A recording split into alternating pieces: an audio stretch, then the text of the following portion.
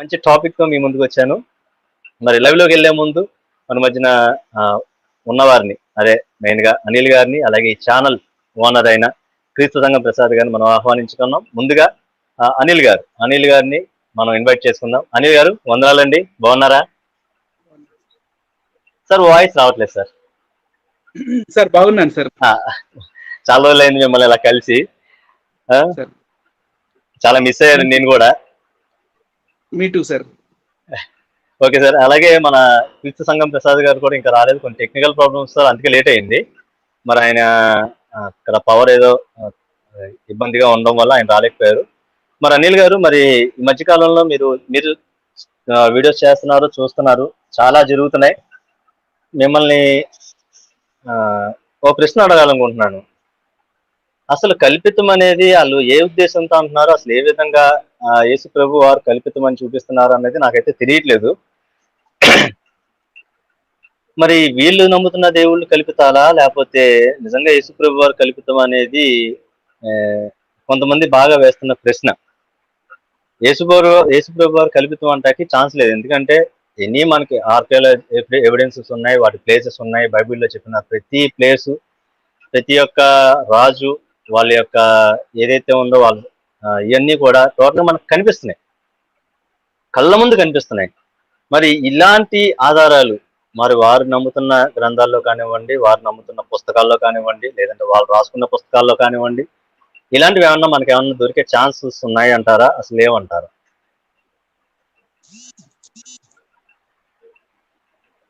వీక్షిస్తున్న వీక్షకులందరికీ ప్రభువైన యేసుక్రీస్తు నామమున శుభములు. హరిప్రసాద్ గారు అడిగిన ప్రశ్నకి ప్రశ్నతోటే సమాధానం చెప్తాను. ప్రశ్నతోటే అసలు వాళ్ళు ఏ యేసు ప్రభు గురించి మాట్లాడుతున్నారు అనేది నా క్వశ్చన్. ఏ యేసు ప్రభు అంటే వాళ్ళనుకున్న యేసు ప్రభు వేరన్నమాట. అయితే 100% సార్. ఇప్పుడు మనం దేవుడుగా ప్రభువుగా ఆరాధిస్తున్న యేసు ప్రభు నజరేయుడు అయిన యేసుక్రీస్తు కన్యగర్భమున జన్మించి 33.5 సంవత్సరాల ఆ వయసు అప్పుడు సిలువ వేయబడి 3వ రోజు లేచిన యేసు ప్రభు గురించి మనం ప్రకటిస్తున్నాం.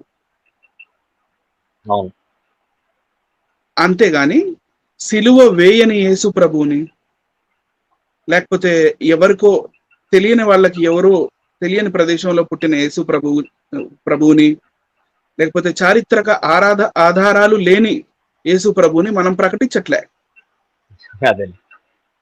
యేసు ప్రభు గురించి చాలా మంది రాశారు.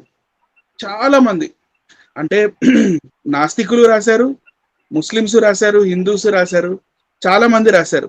వాళ్ళ కల్పిత ప్రకారం నవళ్ళు రాశారు. ఆ నవల్లో చెప్తున్న యేసు ప్రభు గురించి వాళ్ళు మాట్లాడుతున్నారా? బైబిల్ గ్రంథంలో కన్యగర్భమును జన్మించి సిలువ వేయబడి 3వ రోజు లేచి తిరిగి వస్తానన్న యేసయ్య గురించి మాట్లాడుతున్నారా? ఓకే అనేది వాళ్ళు ఏమనుకున్నారంటే, ఇప్పుడు ఆయన బుద్ధిగొండ శివప్రసాద్ గారు అన్నారు ఏంటి, యాదవులందరూ యోధా దేశం వెళ్ళిపోయారు ఆ కాలంలో మరి శ్రీకృష్ణునికి యేసు అనుకున్నారేమో అని ఆయన ఊహించుకున్నట్టున్నారు నాకు తెలిసి. బహుశా అంటే ఆయన అనుకున్నది ఏంటంటే యూదులందరూ కూడా యాదవులందరూ కూడా యోధా దేశం వెళ్ళిపోయారు అంటే కాలక్రమేణా అక్కడికి వెళ్ళిపోయారు. అక్కడ శ్రీకృష్ణ వారిని యేసు ప్రభుగా ఆరాధించారు కాబట్టి యేసు ప్రభు అనేది లేదు, అసలు శ్రీకృష్ణుడే దైవం అన్నట్టుగా ఆయన చెప్పదలుచుకున్నట అనుకుంటున్నాను నేను. అలాంటి యేసు ప్రభుని మనం ప్రకటించట్లేదండి. అంటే వాళ్ళ ఊహలు ఏంటంటే అట్లా ఉన్నాయన్నమాట. వాళ్ళు ఊహించుకున్నవన్నీ కూడా ఏంటంటే పదాలని కూడా కలిపేసుకొని అబ్రాహం గారిని బ్రహ్మ అనేసేసి, సారా గారిని శారద అని పేరు పెట్టేసి, అంటే వాళ్ళు మిక్స్ చేసేసి పేర్లనే కాదు, పేర్లని, స్థలాల్ని, సముద్రాలని, ప్రతిదాన్ని చక్కగా కలిపేసేసి మిక్స్ చేసేసి గ్రైండర్లో వేసేసి ప్రజలకు అందించేస్తున్నారు. పేర్లు మార్చడంలో వీళ్ళు దిట్టలేండి సార్. అందుకే ఏదైనా వీడియో చూస్తే నాకు ఒకసారి నవ్వొస్తా ఉంటుంది. వాళ్ళు చెప్పినప్పుడు, వాళ్ళ పేర్లు చెప్తున్నప్పుడు చాలా నవ్వు వస్తుంది. అసలు పేర్లు ఎట్లా కలిపేస్తున్నారు, అసలు ఏ విధంగా కలుపుతున్నారు? ఇప్పుడు సపోజ్ చూడండి, హిబ్రూ భాష అనేది, హిబ్రూ భాషలో దాదాపు 22 లెటర్స్ ఉంటాయి. మెయిన్ గా 22 ఆల్ఫాబెట్స్, అంటే ఆల్ఫాబెట్స్ అంటారు వాటిని, మనం లెటర్స్ అని అనుకుంటాం. ఆ 22 ఆల్ఫాబెట్స్ కి ఒక్కొక్క దానికి ఒక్కొక్క అర్థం ఉంది. మరి ఆ అర్థాలన్నీ తీసుకుంటే మరి ఆయన గ్రీక్ వీడ్ అన్నారు కదా, గ్రీక్ వీడ్ సపోజ్ సాంబాన్ అంటా ఉంటాడు బోక్ వీరుడు అని. మరి ఆ గ్రీక్ వీడి గారికి మరి ఆ గ్రీక్ భాష వచ్చో లేదో, మరి హెబ్రీ భాష వచ్చో లేదో, మరి హెబ్రీలో ఇలా 22 లెటర్స్ ఉంటాయని, వాటికి కాంబినేషన్స్ ఉంటాయని మరి తెలుసో లేదో మరి నాకైతే తెలియదు. నేను కొద్దిగా హెబ్రీ నేర్చుకుంటున్నాను కాబట్టి ఏదో నాకు తెలిసింది చెప్తున్నాను. అంటే ఒక సింబాలిక్ గా హీబ్రూ భాషలో నుంచి చాలా వస్తాయి. మరి ముద్దుగొండకు తెలియదు అనుకుంటున్నాను. మరి సంస్కృతం నుంచి ఎలాగ తీసుకుంటున్నారు, వాటిని ఆ యొక్క పదాలను ఎలా కలిపేస్తున్నారు, ఎలా మిక్స్ చేస్తున్నారు అనేది మనకు ఐడియా రావట్లేదు. కనీసం వాళ్ళు ఏమన్నా ఇదిగోండి ఇలా ఇలా అని చూపిస్తారేమో అని ఎప్పుడైనా ఆశగా చూస్తూ ఉంటాం, వాళ్ళు చూపించట్లేదు. సపోజ్ మరి ఇప్పుడు మన టాపిక్ మెయిన్ గా కల్పితం ఎవరు అనేది చూపిద్దాం అని మీరు మాట్లాడారు. దానికి తగ్గట్టు మన చరిత్ర ఆధారాలతో, హిస్టారికల్ ఎవిడెన్సెస్, ఆర్కియాలజికల్ ఎవిడెన్సెస్, గ్రంథ ఆధారంగా నోటికి వచ్చినట్టు మనం మాట్లాడడం కాదు, కానీ ఎప్పుడు కూడా మన నోటికి వచ్చింది మాట్లాడలేదు, మన ఇష్టానుసారంగా మనం మాట్లాడలేదు. టోటల్ గా విత్ ఎవిడెన్సెస్ తో కలిపి మాట్లాడుతున్నాం. కాబట్టి ఈ రోజు లాస్ట్ టైం మీరు చేశారు, చాలా బాగుంది. రాముడి గురించి, రాముడు కల్పిత పాత్ర అంటే, ఇన్కేస్ నేను అనుకునేది ఏంటంటే రాముడు ఒక రాజు, ఐ థింక్ అంతే, ఒక రాజు కింద ఉన్నాడు కాబట్టి నేను యాక్సెప్ట్ చేస్తాను. సపోజ్ రాముడు ఉన్నాడే అనుకోండి, యాక్చువల్ గా ఏంటంటే వాళ్ళు అనుకున్న దాని ప్రకారం రామాయణం కొన్ని లక్షల సంవత్సరాలు అంటున్నారు. ఆ లక్షల సంవత్సరాల సంగతి నాకు అనవసరం, కానీ రాముడు అయితే ఉన్నాడు, ఒక రాజుగా ఉన్నాడు, ఐ థింక్ నాకు తెలిసింది. అలాగే మరి కృష్ణుడు కూడా ఒక రాజు కిందే అని నేను భావిస్తున్నాను. మరి దాన్ని మీరు ఈ రోజు చూపించాల్సిందిగా మీకు మిమ్మల్ని అభ్యర్థిస్తున్నా. ఈ లైవ్ ప్రోగ్రామ్ చూస్తున్న వీక్షకులకి ఒక సూచన ఏంటంటే, దేవుళ్ళుగా భావించి వాళ్ళని ఎవరైతే ఆరాధిస్తున్నారో వాళ్ళని కించపరచటం, అవమానపరచటం, లేకపోతే ఆ దేవుళ్ళని తిట్టటం, లేకపోతే వాళ్ళని అవహేళన చేయడం, అది మా ధ్యేయం అస్సలు కానే కాదండి. ఫస్ట్ ఆఫ్ ఆల్ నంబర్ 1, అది మా ధ్యేయం కానే కాదు. ప్రశ్నకు ప్రతి ప్రశ్నకు మేము జవాబిచ్చి ప్రశ్నకు ప్రతి ప్రశ్న, ఇది ఇలా ఉంది కదా, మాకు ఇలా కనపడుతుంది, మరి ఇందులో మీ గ్రంథ ఆధారంగా మరి ఇలా ఉన్నాయి కదా, మరి ఇదేంటి, దీనికి ఏంటి సమాధానం చెప్తారు, మరి దీన్ని బట్టి ఏం అర్థం చేసుకోవాలి, ప్రజలు ఏం అర్థం చేసుకోవాలి అని వాళ్ళకి మీనింగ్ఫుల్ గా క్వశ్చన్ చేయడం అనేది మన మెయిన్ మోటో. అంతేగాని ఒకళ్ళని అవహేళన చేయడం, ఒకళ్ళని బాధించడం, ఒకళ్ళని ఏమన్నా అనడం అది మన ధ్యేయం కాదు. నంబర్ 1. ఇంకా మనం పీపీటీలోకి వెళ్దాం sir. We will start the show.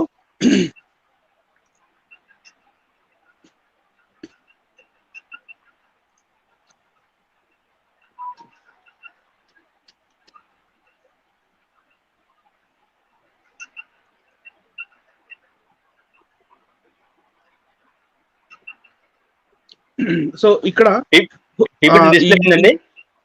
Display అవుతుంది సార్. ఇక్కడ ఫస్ట్ ఒక ఫోటో పెట్టడం జరిగింది. Tribute to this is tribute to Mudigonda Siva Prasada Rao గారు, డాక్టర్ ముదిగొండ శివప్రసాదరావు గారు. ఈ ప్రోగ్రామ్ లో ఇక్కడ మనం శ్రీకృష్ణుడు ఫోటో ఒకటి చూపించాము.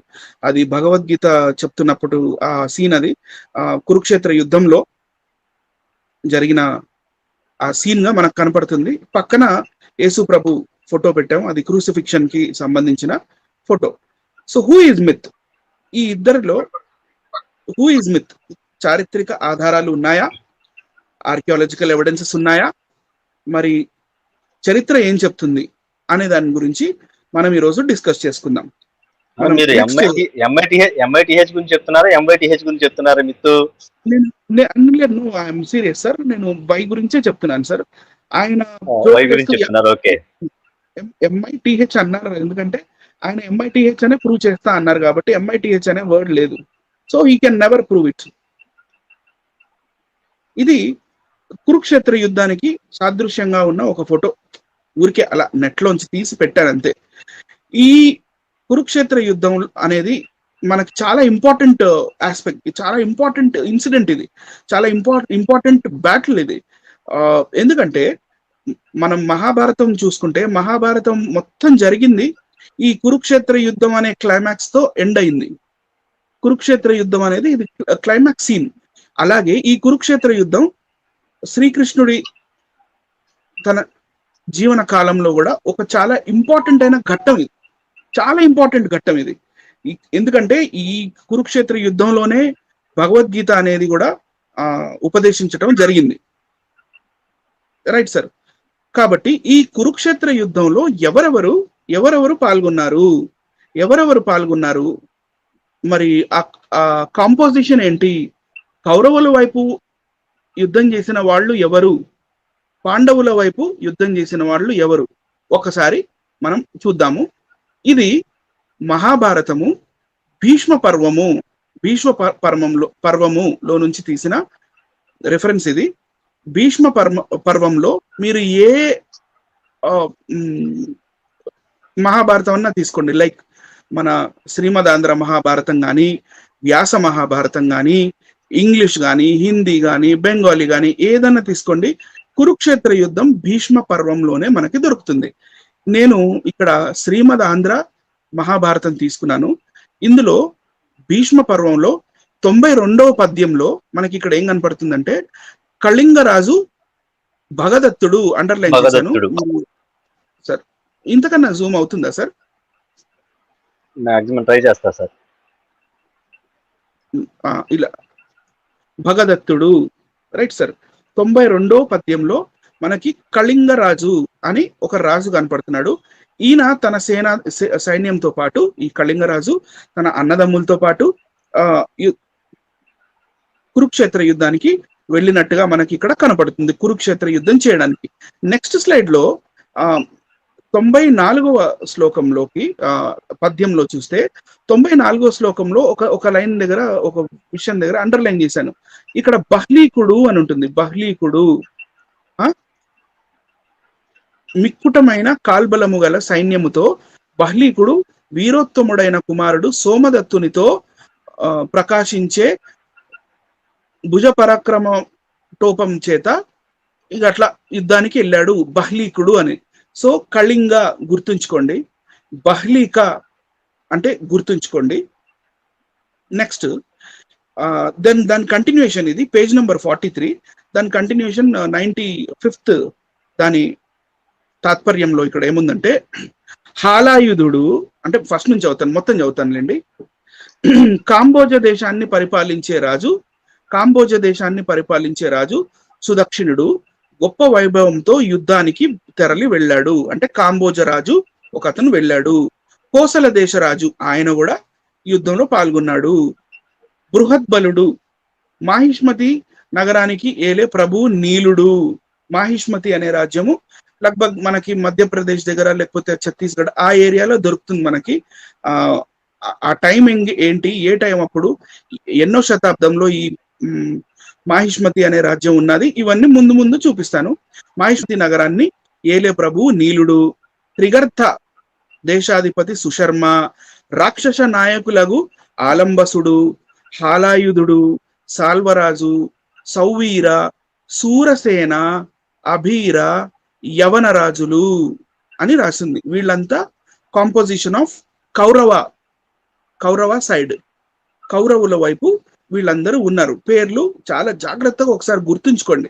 ముందు మనం దీని గురించి మాట్లాడబోతున్నాం. కాంబోజ రాజు అంట, కోసల రాజు, మాహిష్మతి రాజు, సాల్వరాజు, సౌవీర, సూరసేన, అభీర, యవన రాజులు. సార్ యవన అంటే మీకు ప్రేక్షకులకి ఏమన్నా చెప్తారా సార్? యవనులు మీరు చెప్పండి సార్, అంతే క్లియర్ గా నేను చెప్పలేను అంత చరిత్ర. ఓకే, యవనులు అనేది ఆల్రెడీ మీరు చాలా సార్లు చెప్పారు, యవనుల కాలం, యవనుల ఇది అని. Sir okay sir, right sir. అయితే నెక్స్ట్ స్లైడ్ లోకి మనం వెళ్దాము. యవనుల గురించి చెప్తాను సార్ ఈ రోజు అంతా, ఎందుకంటే ముదిగొండ శివప్రసాదరావు గారు గ్రీకు వీరుడు అని మీరు ఇందాక చెప్పారు కదా సార్, మన సాంబశివరావు గారు పేరు గ్రీకు వీరుడు అని. ఈ గ్రీకు వీరులకి యవనులకి చాలా దగ్గర సంబంధం ఉంది. అందుకని ముదిగొండ శివప్రసాదరావు గారికి అర్థం అవ్వడానికి ఈ యవనులు ఉన్న సీన్స్ మాత్రమే నేను సెలెక్ట్ చేసుకోవడం జరిగింది. సెలెక్ట్ చేసుకోవాలంటే చాలా సీన్స్ సెలెక్ట్ చేసుకోవచ్చు.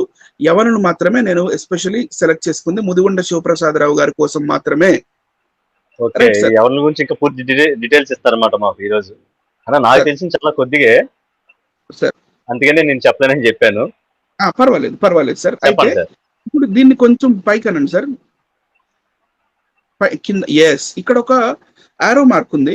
వీళ్ళందరూ రాజులు వెళ్ళారు. వెళ్ళిన తర్వాత అసలు వీళ్ళ కాంపోజిషన్ ఏంటంటే అక్షౌహిణి గురించి చెప్తున్నాడు. అక్షౌహిణి 21,800 రథాలు, 21,000 అంటే 21,800 రథాలు. అంటే ఒక్క రథానికి 2 గుర్రాలు ఉంటాయి. ఒకే ఎందుకంటే రథం గుంజాలి. ఒక మనిషి ఒక గుర్రం మీద వెళ్తున్నాడు, అది వేరే విషయం. ఒకవేళ రథం ఉంటే మాత్రం 2 గుర్రాలు ఉంటాయి జనరల్ గా. Right sir. 21,800 రథాలు, అన్ని ఏనుగులు మళ్ళీ ఒక్క అక్షౌహిణిలో. అంటే 21,800 ఎలిఫెంట్స్, 60,600 గుర్రాలు. మళ్ళీ అంటే ఈ గుర్రపు రౌతులు మళ్ళీ వేరు, వాళ్ళు కూడా బల్లాలు కత్తులు పట్టుకొని యుద్ధాలు చేసేవాళ్ళు. 1,09,350 మంది కాల్బలం కలిస్తే ఒక అక్షౌహిణి. ఇట్లా కౌరవుల వైపు 11 అక్షౌహిణులు, పాండవుల వైపు 7 అక్షౌహిణులు, మొత్తం 18 అక్షౌహిణులు. Right sir. ఇది జస్ట్ కీప్ ఇన్ మైండ్. నేను ఊరికే అలా చదువుతూ వెళ్ళిపోతున్నాను, ఇంకా ఏం కన్క్లూజన్ కి రావట్లేదు.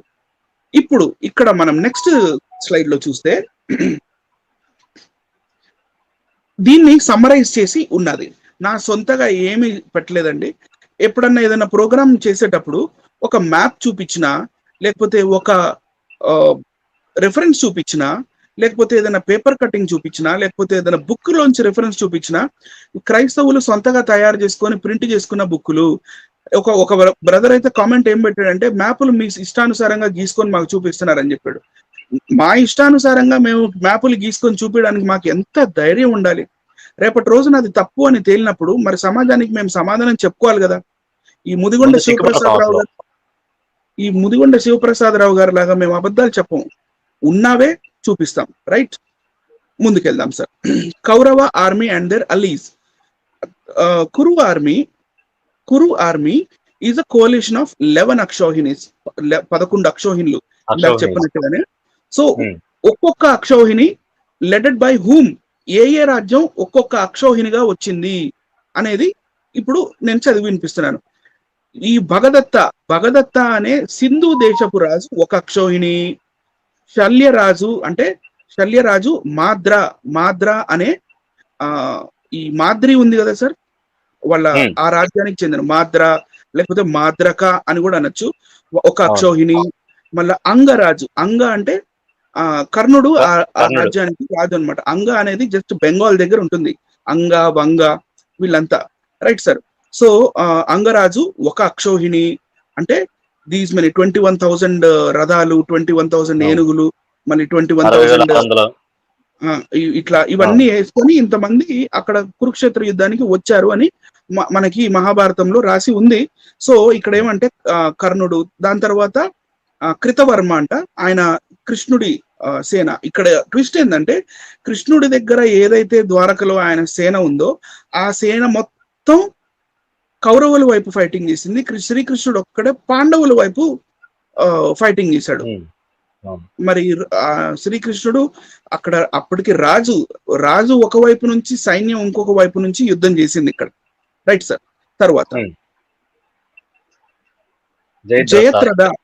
జయత్రథ అనే రాజు సైంధవ రాజు, ఈయన ఒక అక్షౌహిణి. సుదక్షిణ కింగ్ ఆఫ్ కాంబోజా, ఇందాక కాంబోజా అని చదివాం కదండి. ఈ కాంబోజ రాజు, ఆయన అక్షౌహిణిలో ఎవరెవరు ఉన్నారంట? యవనులు, సకులు. యవనులు అంటే గ్రీక్స్, ఇండో గ్రీక్స్. యవనులు అంటే ఇండో గ్రీక్స్, సకులు అంటే ఇండో సిథియన్స్. వీళ్ళు ఒక టైం అప్పుడు ఇండియన్ సబ్ కాంటినెంట్ యొక్క బార్డర్, ఆఫ్ఘనిస్తాన్, పాకిస్తాన్ ఏరియాల్లో ఉన్నారు వాళ్ళు. జస్ట్ క్రీస్తు పూర్వం 150 సంవత్సరాల ముందు నుంచి క్రీస్తు శకం దాకా కూడా వీళ్ళు ఉన్నారు. ఈ యవనులు, సకులు కూడా కాంబోజ రాజుతో పాటు ఈ కురుక్షేత్రానికి వచ్చి కురుక్షేత్ర యుద్ధం చేసినట్టుగా మనకి ఇక్కడ కనపడుతుంది. తర్వాత మళ్ళీ కళింగరాజు, రైట్ సార్, కళింగరాజు ఒక అక్షోహిణి. తర్వాత శకుని అంటే గాంధార అంటే కాంధార్ ఎక్కడుంది? ఆఫ్ఘనిస్తాన్ లో ఉంది. ఈ ఆఫ్ఘనిస్తాన్ కాంధార్ నుంచి ఒక అక్షోహిణి. తర్వాత మళ్ళీ త్రిగర్త నుంచి ఒక అక్షోహిణి. మళ్ళీ ఈయనే సొంత దుర్యోధనుడిది ఈ కురువంశమే ఒక అక్షోహిణి. ఇవన్నీ కలిపి 11 అండి, రైట్ సార్. ఓకే, నెక్స్ట్ ఒక్క నిమిషం. ఇది 500 BCకి చెందిన మహాజనపద యొక్క మ్యాప్. మా సొంతగా గీసిన మ్యాప్ కాదండి ఇది. ఇది అథెంటిక్ మ్యాప్. కాకపోతే నేను అండర్లైన్ చేశాను అంతే, బాక్స్ వేసాను, అండర్లైన్ చేశాను. ఇప్పుడు నేను చదివి వినిపించిన రాజ్యాలు ఎక్కడెక్కడ ఉన్నాయో ఒకసారి చదివి వినిపిస్తాను. బాహ్లికా ఇందాక చదివానా సార్? Bactrian king. అవునవును. Bahlika is nothing but bacteria. Sir am I audible sir? వినిపిస్తుంది సార్, చెప్పండి. Bahlika is nothing but bacteria. ఈ బ్యాక్ట్రియన్ కింగ్ ఇండియాలోకి వచ్చి కురుక్షేత్ర యుద్ధం చేశాడని మనకి మహాభారతంలో కనపడుతుంది. నెక్స్ట్ పక్కనే కాంబోజా అండర్లైన్ చేశాను చూడండి. కాంబోజా రాజు యవనులు సకులతో పాటు వచ్చి యుద్ధం చేశాడని మనకు కనపడుతుంది. తర్వాత గాంధార. ఈ గాంధార అంటే ఒక్క నిమిషం ఉండండి.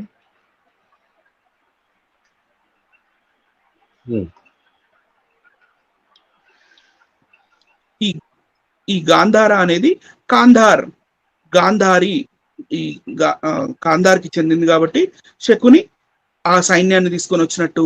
పక్కన మాద్రా అని ఉంది చూడండి సార్, దాని కింద మాద్రా. ఆ మాద్రా ఈ కురు అనేది ఈ కురు కౌరవులు అన్నట్టు. మళ్ళీ కింద మనకి సూరసేన కూడా చదివి వినిపించాను సార్, సూరసేన. తర్వాత ఇటువైపు ఇంకా ఎక్స్ట్రీమ్ రైట్ సైడ్ వెళ్తే అంగ కూడా కనపడుతుంది, ఎక్స్ట్రీమ్ రైట్. అదిగోండి అంగ అండర్లైన్ చేశాను. ఈ రాజ్యాలు ఇవన్నీ జస్ట్ క్రీస్తు పూర్వం 500 సంవత్సరానికి చెందిన రాజ్యాలు ఇవి.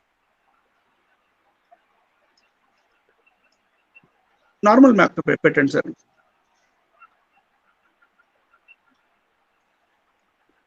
క్రీస్తు పూర్వం 500 సంవత్సరానికి చెందిన రాజ్యాలు ఇవి. ఈ రాజ్యాలు అంతకన్నా ముందు ఉన్నాయి, కానీ ఈ పేర్లతో లేవు.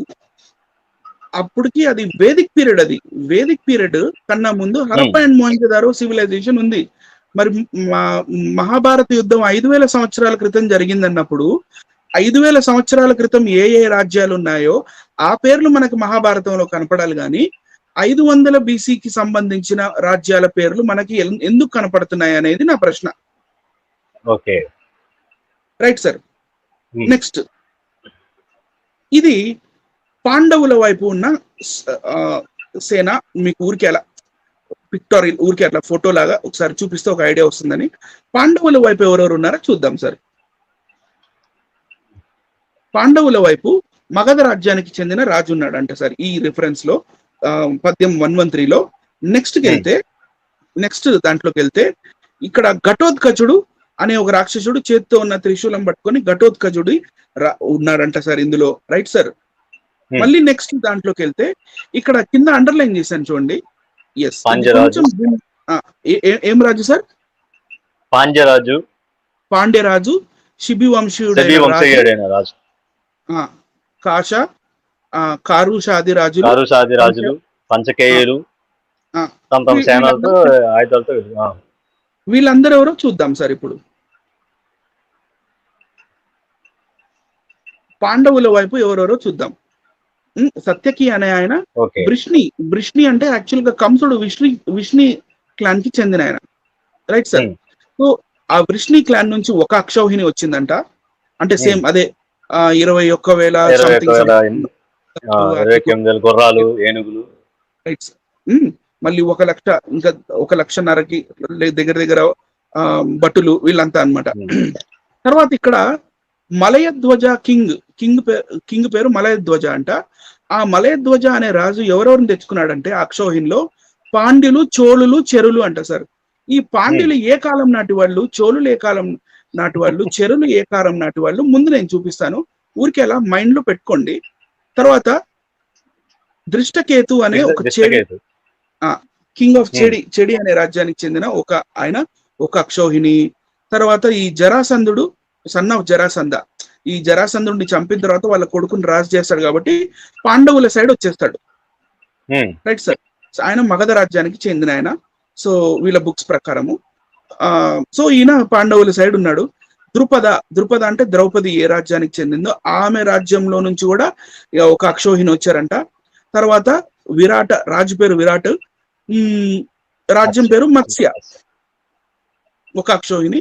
ఘటోత్కచుడు ఆయన ఒక అక్షౌహిణి తీసుకున్నాడు. ఇక్కడ ప్రాబ్లం ఏరియా ఏంటంటే మత్స్య తోటి అండ్ పాండ్య చోళ చెర తోటి ప్రాబ్లం. ఎందుకంటే ఈ రెండు ఎప్పుడు కోఎగ్జిస్ట్ అవ్వలేదు. ఇక్కడ మీరు మలయ ధ్వజ అనే రాజు దగ్గర పాండ్య చోళ చెర ఉన్నారు కదా.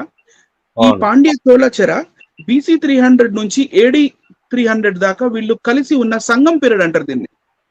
Next Sangam period. అది సంగం పీరియడ్. కొంచెం జూమ్ చేసి మ్యాప్ చూపించండి సార్ ఒకసారి. వీళ్ళు మళ్ళీ మనం మ్యాప్ గీసామంటారు. చోళాస్. Right sir.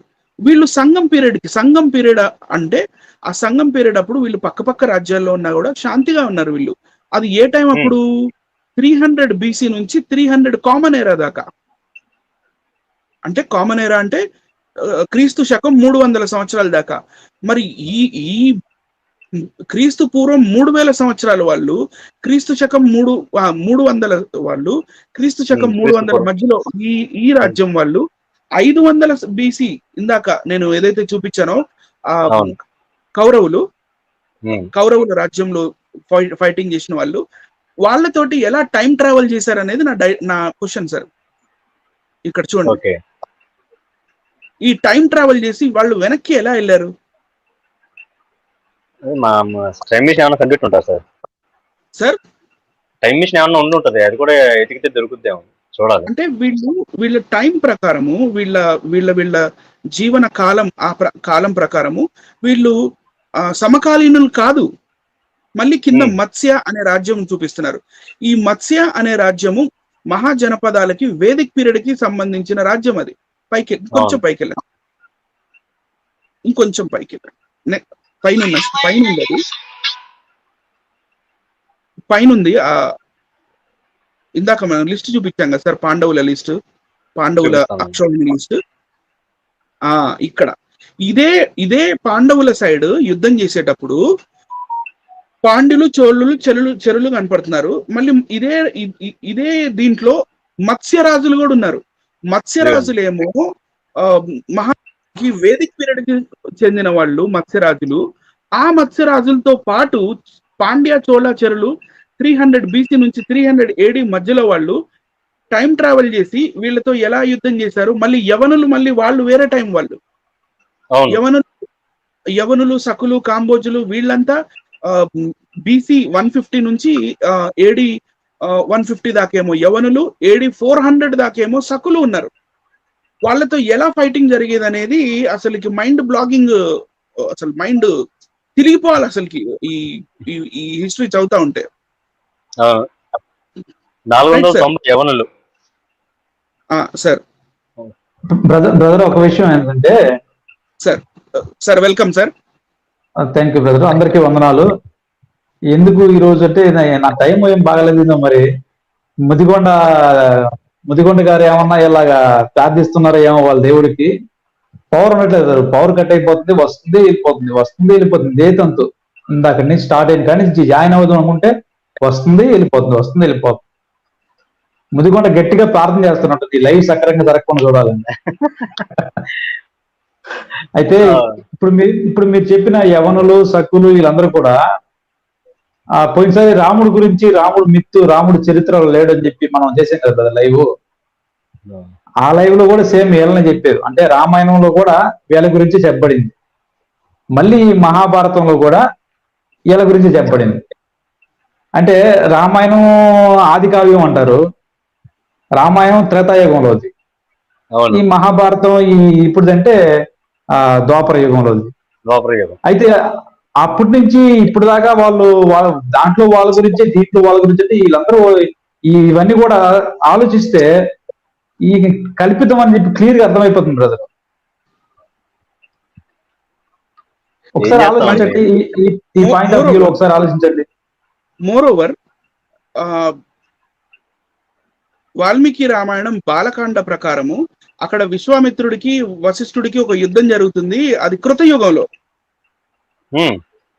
కృతయుగంలో కూడా యవనులు సకులు కాంబోజులు కనపడతారు. మళ్ళీ రామాయణంలో మన త్రేతాయుగానికి చెందిన రామాయణంలో కూడా మన సుగ్రీవుడు అన్ని వానర సేనకు చెప్తాడు, యవనులు సకులు కాంబోజుల రాజ్యం దాకా వెళ్ళి సీతమ్మను వెతకమని. మహాభారతంలో కూడా ఈ యవనులు సకులు కాంబోజులు యుద్ధం చేశారంట.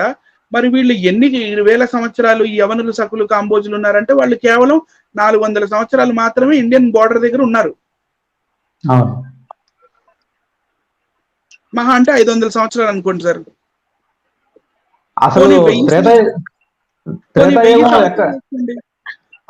ఎట్లా వేసుకున్నా కానీ ఒక యుగానికి ఇలా చెప్పే లెక్క ప్రకారము కొన్ని లక్షల సంవత్సరాల డిఫరెన్స్ ఉంది. ఇప్పుడే చూశాను, ద్వాపర యుగం వచ్చి 8,64,000 సంవత్సరాలు. అవును. ఇప్పుడు అలాగే త్రేతాయుగం వచ్చి 12,32,000 సంవత్సరాలు. మరి అన్ని సంవత్సరాలు మరి యవనులు కాంబోజులు సకులు వీళ్ళందరూ మరి అంటే అన్ని లక్షల సంవత్సరాలు బ్రతికున్నారా అన్నది ఇంకొక క్వశ్చన్. మరి అది చూసే వీక్షకులు ఆలోచించుకోవాలి. మేము జస్ట్ ఇన్ఫర్మేషన్ ఇస్తున్నాం అంతే. చెప్తారండి ప్రొఫెసర్ కదా, చెప్తారు. పాండ్య చోళ చెర రాజులు కూడా ఈ మహాభారత యుద్ధం చేయడం అనేది అది ఇంకో పెద్ద, ఇంకేం చెప్పాలి అంటే అదే ఇప్పుడు ఈ గ్రంథ పరిజ్ఞానం అనేది ఊరినే అనరు. ఈ మధ్యన కొంతమంది వీడియోస్ చేస్తున్నారు, టార్గెట్ చేసుకుని మనుషుల్ని డైవర్ట్ చేయడానికి, హైందవుల్ని డైవర్ట్ చేయాలి, ఈ క్రైస్తవం చేసే వీడియోస్ చూడకుండా ఉండాలి అని చెప్పి లేనిపోని మాటలు కల్పిస్తూ కొంతమంది వీడియోస్ చేస్తూ ఎటకారంగా మాట్లాడుతూ దేవుణ్ణి దూషిస్తూ, మీకు శాంపుల్ గా చూపించాలంటే చాలా చూపించగలను. కొన్ని ఛానల్స్ యేసు ప్రభుని గాని పరిశుద్ధ గ్రంథాన్ని గాని వారి ఫోటోల్ని గాని మార్ఫింగ్ చేయకుండా ఏ ఛానల్ లేదు. నెంబర్ ఆఫ్ ఛానల్స్ నేను ఇప్పుడు చూపించగలను, మీకు ఆన్లైన్లో నేను చూపించగలను. అలాగే క్రైస్తవులు ఇప్పటికీ కూడా హిందూ దేవీ దేవతల్ని మార్పింగ్ చేసి కానీ వ్యంగ్యంగా చూపించడం కానీ పరుషపదాలతో మాట్లాడడం కానీ ఎప్పుడూ చేయలే. వీక్షకులు ఇదొకటి గమనించాలి. చాలా దారుణమైన పరిస్థితి. ఈ మధ్య కాలంలో కూడా ఇంకా దారుణంగా మాట్లాడుతూ చాలా దారుణంగా మాట్లాడుతున్నారు. మరి ఇన్ని లక్షల సంవత్సరాల నుంచి అసలు మనుషులు ఎలా ఉన్నారు, అప్పటి కాలంలో ఎందుకు ఉన్నారు, ఇప్పుడు కాలంలో ఎలా వచ్చారు, కనీసం ఇంకిత జ్ఞానంతో ఆలోచించి కూడా మాట్లాడలేకపోతున్నారంటే ఇంకా ఏమన్నా నాకైతే అర్థం కావట్లేదు. నేను అడిగేది అదే బ్రదరు, త్రేతాయుగంలో ఉన్న వాళ్ళు ఈ ద్వాపర యుగంలో ఏం చేస్తున్నారు, వాళ్ళకి ఏం పని ఇక్కడ? ద్వాపర యుగానికి ఎలా వెళ్ళారు? ఇప్పుడు సపోజ్ రెండు పెట్టుకుందామండి, అన్ని పెట్టుకుందాం గ్రంథాలు. త్రేతాయుగంలో ఉన్న వాళ్ళు ద్వాపర యుగానికి ఎలా వెళ్ళారు? ఒకటి లేదు, ద్వాపర యుగంలోనే ఉన్నారు కరెక్ట్, ద్వాపర యుగంలో ఉన్నారు, సరే ఏదోటి అనుకుందాం. వాళ్ళు త్రేతాయుగంలోకి వచ్చారు. త్రేతాయుగానికి ద్వాపర యుగానికి ఎన్ని లక్షల సంవత్సరాల తేడా ఉందండి? కొన్ని 1 సంవత్సరాల 2 సంవత్సరాల, కొన్ని 25 సంవత్సరాలు, 100 సంవత్సరాలు వేసుకోండి. ఓ మనిషి మాక్సిమం ఇప్పటి వరకు Guinness record is 110, I think 110 సంవత్సరాలు గిన్నిస్ రికార్డ్. ఒక మనిషి బ్రతికున్న సంవత్సరం గిన్నిస్ రికార్డ్ 110 నాకు తెలిసి అనమాట. అది మరి అన్ని సంవత్సరాలు 100 సంవత్సరాలు వేసుకున్నా చాలా దారుణంగా ఉంది కదా, ఇన్ని లక్షల సంవత్సరాలు. సరే సార్, మీరు ఇంకా ప్రొసీడ్ అవ్వండి, ఇంకొన్ని మధ్యలో మనం మాట్లాడుకుందాం.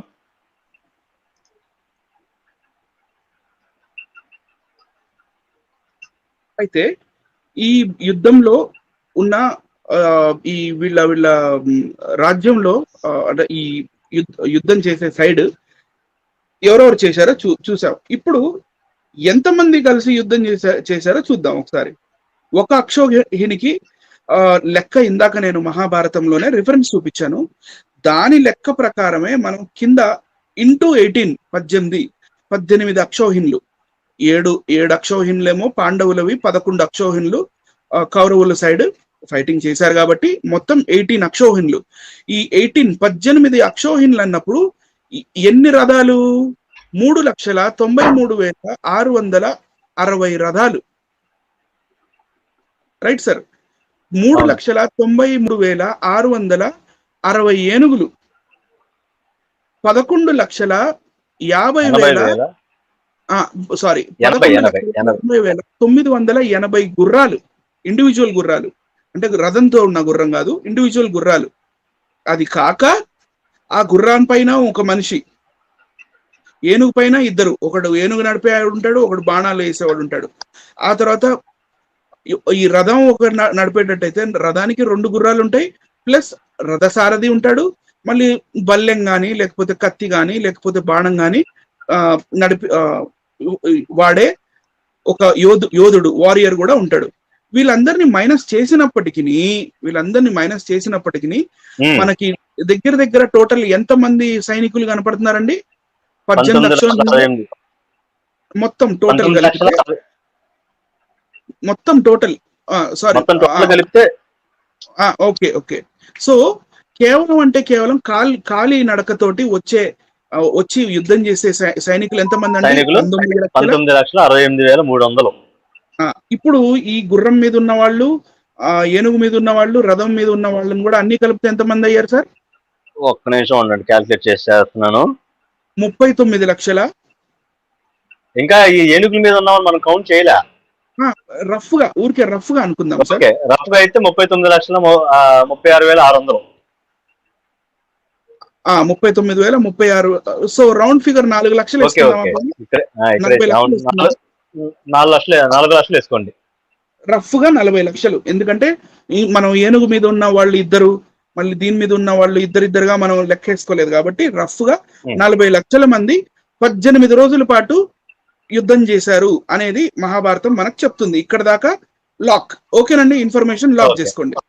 ఇప్పుడు ఈ మహాభారత యుద్ధంలో మనం ఏదైతే లెక్కలు చెప్పామో దానికి ఇటువైపు అటువైపు డివైడ్ చేసాం అనమాట. ఇటు 7 ఇటు 7 అక్షోహిణులు, ఇటు 11 అక్షోహిణులు. అంటే ఇరు వర్గాలు అన్నమాట. ఈ ప్రేక్షకులు ఇరు వర్గాలు, ఇటు పాండవుల రాజ్యము, ఇటు కౌరవుల రాజ్యం, ఇరు వర్గాలు చూపించాం ఇటు. Right sir.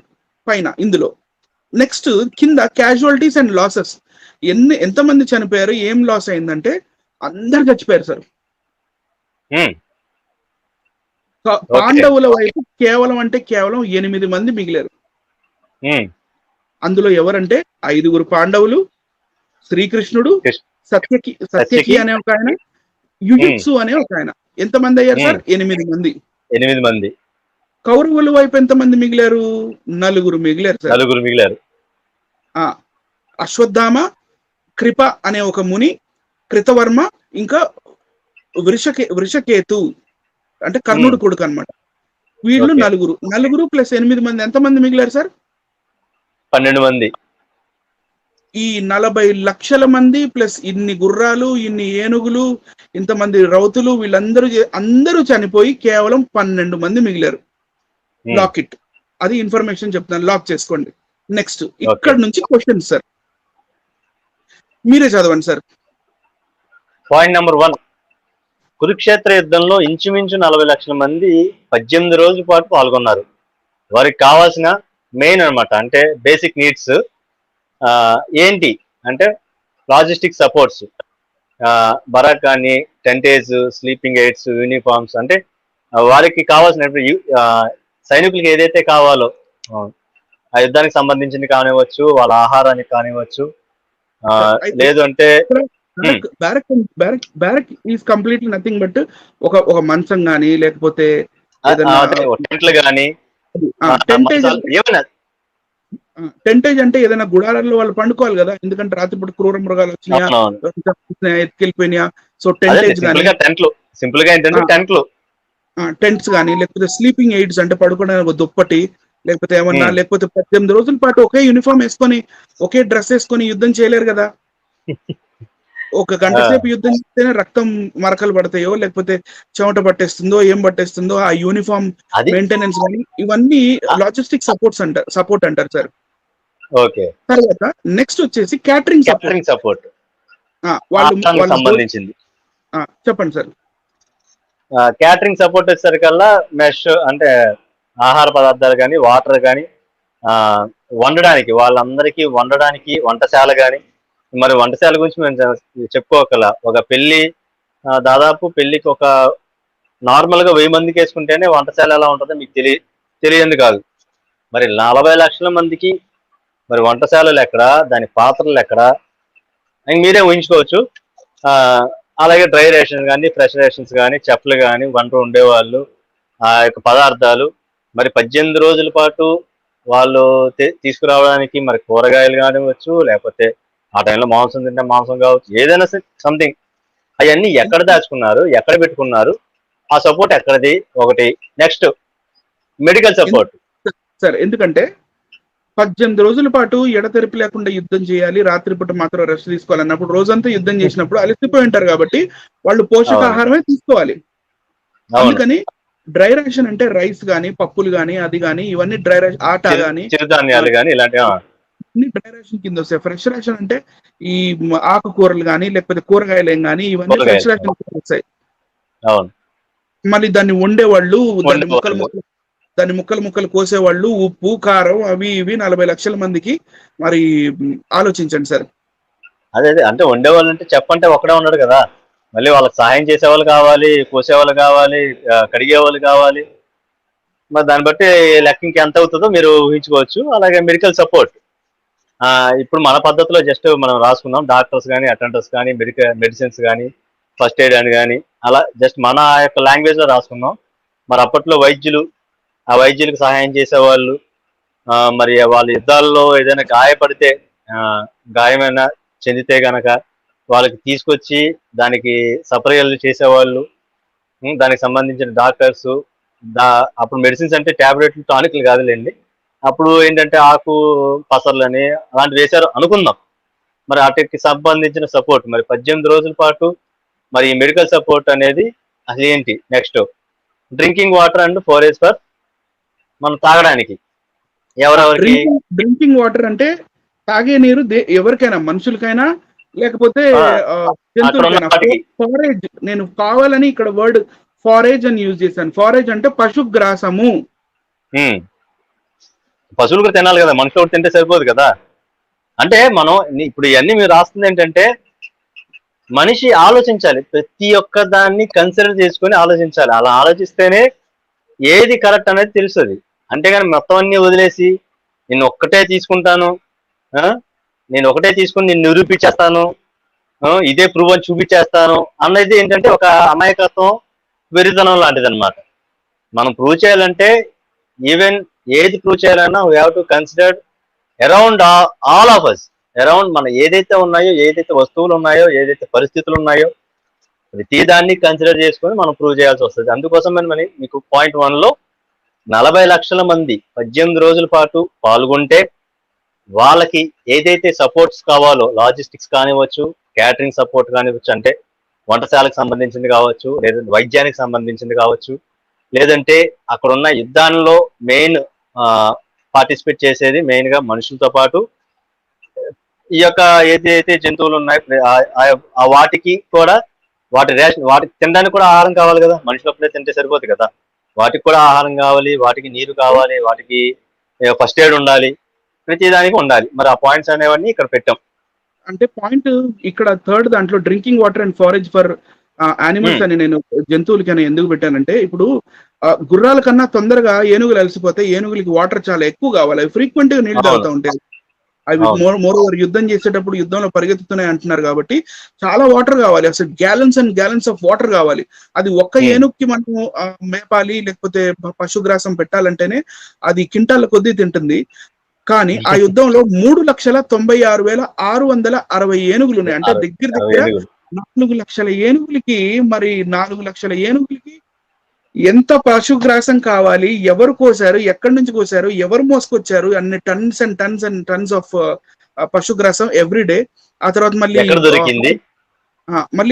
మళ్ళీ గుర్రాలు ఎన్ని, 11,80,980 గుర్రాలకి మళ్ళీ వాటికి నీళ్లు కావాలి, పశుగ్రాసం కావాలి, వాటి మెయింటెనెన్స్ కావాలి, మరి పశువులు కూడా గాయపడతాయి. Right sir. నెక్స్ట్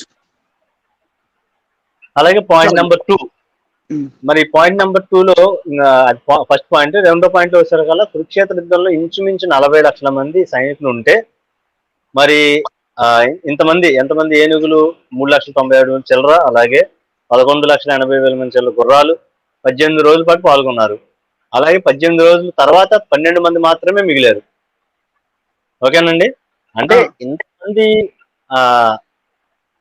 బ్యాటిల్లో పాల్గొంటే, అంటే యుద్ధంలో పాల్గొంటే 18 రోజుల పాటు పాల్గొన్న ఇంతమందిలో ఎంతమంది మిగిలారు అనుకున్నా, ఇంతగా చెప్పారు మనం కౌంట్ 12 మంది మిగిలారు.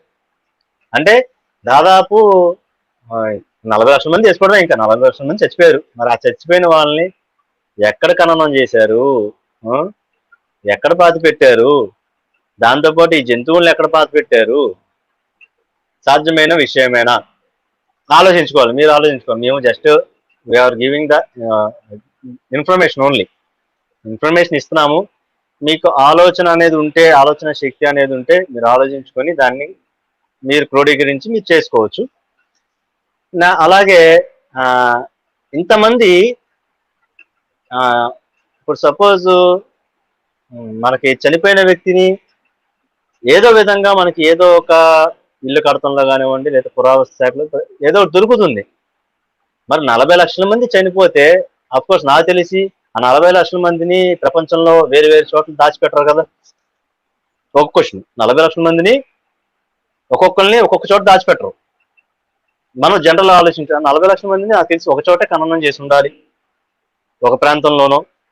లేదంటే సపోజ్ ఇందాక మనం మ్యాప్స్ లో చూపించాం ఏరియాస్, ఆ యొక్క రాజ్యాలు, ఆ రాజ్యాల్లో కొన్ని ఇంతెంత మందిని ఒక అక్షావహిని ఒక్కొక్కరికి ఒక్కొక్క అక్షావహి ఉంది ఒక్కొక్క రాజ్యంలో. మరి అలాగే వేసుకున్నా సరే అంతమందిని ఒక చోట ఖననం చేసి ఉండాలి. మరి ఇప్పటి వరకు మరి ఆ 40 లక్షల మందిలో ఒక్కళ్ళు కూడా కార్బన్ డేటింగ్ తో సంబంధించిన స్కెల్టన్స్ కానివ్వండి, వాళ్ళు ఉపయోగించిన ఆయుధాలు కానివ్వండి, వాళ్ళు ఉపయోగించిన జంతువులను కానివ్వండి, అది ఆ గుర్రాలని కానీ ఏనుగులు కానీ, మరి వీటి అన్నిటిని ఇప్పుడు దాకా పురావస్తు శాఖ కనిపెట్టలేకపోయింది. అంటే వాళ్ళు చేతకాదనవా లేకపోతే లేవంటారా అనేది మీరే ఆలోచించుకోవాలి. ఇది పాయింట్ నెంబర్ 2.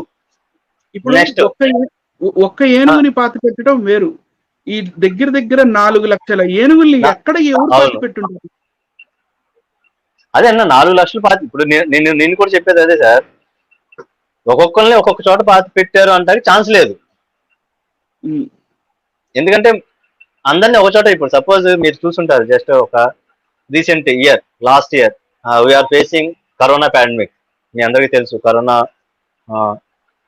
దాని యొక్క ఈ తీవ్రత ఎలా ఉంది, కరోనాలో ఎంతమంది చనిపోయారు మీకు లాస్ట్ ఇయర్ మనం అందరం చూసాం. మీరు చూసుంటారు కొన్ని వీడియోస్ కూడా.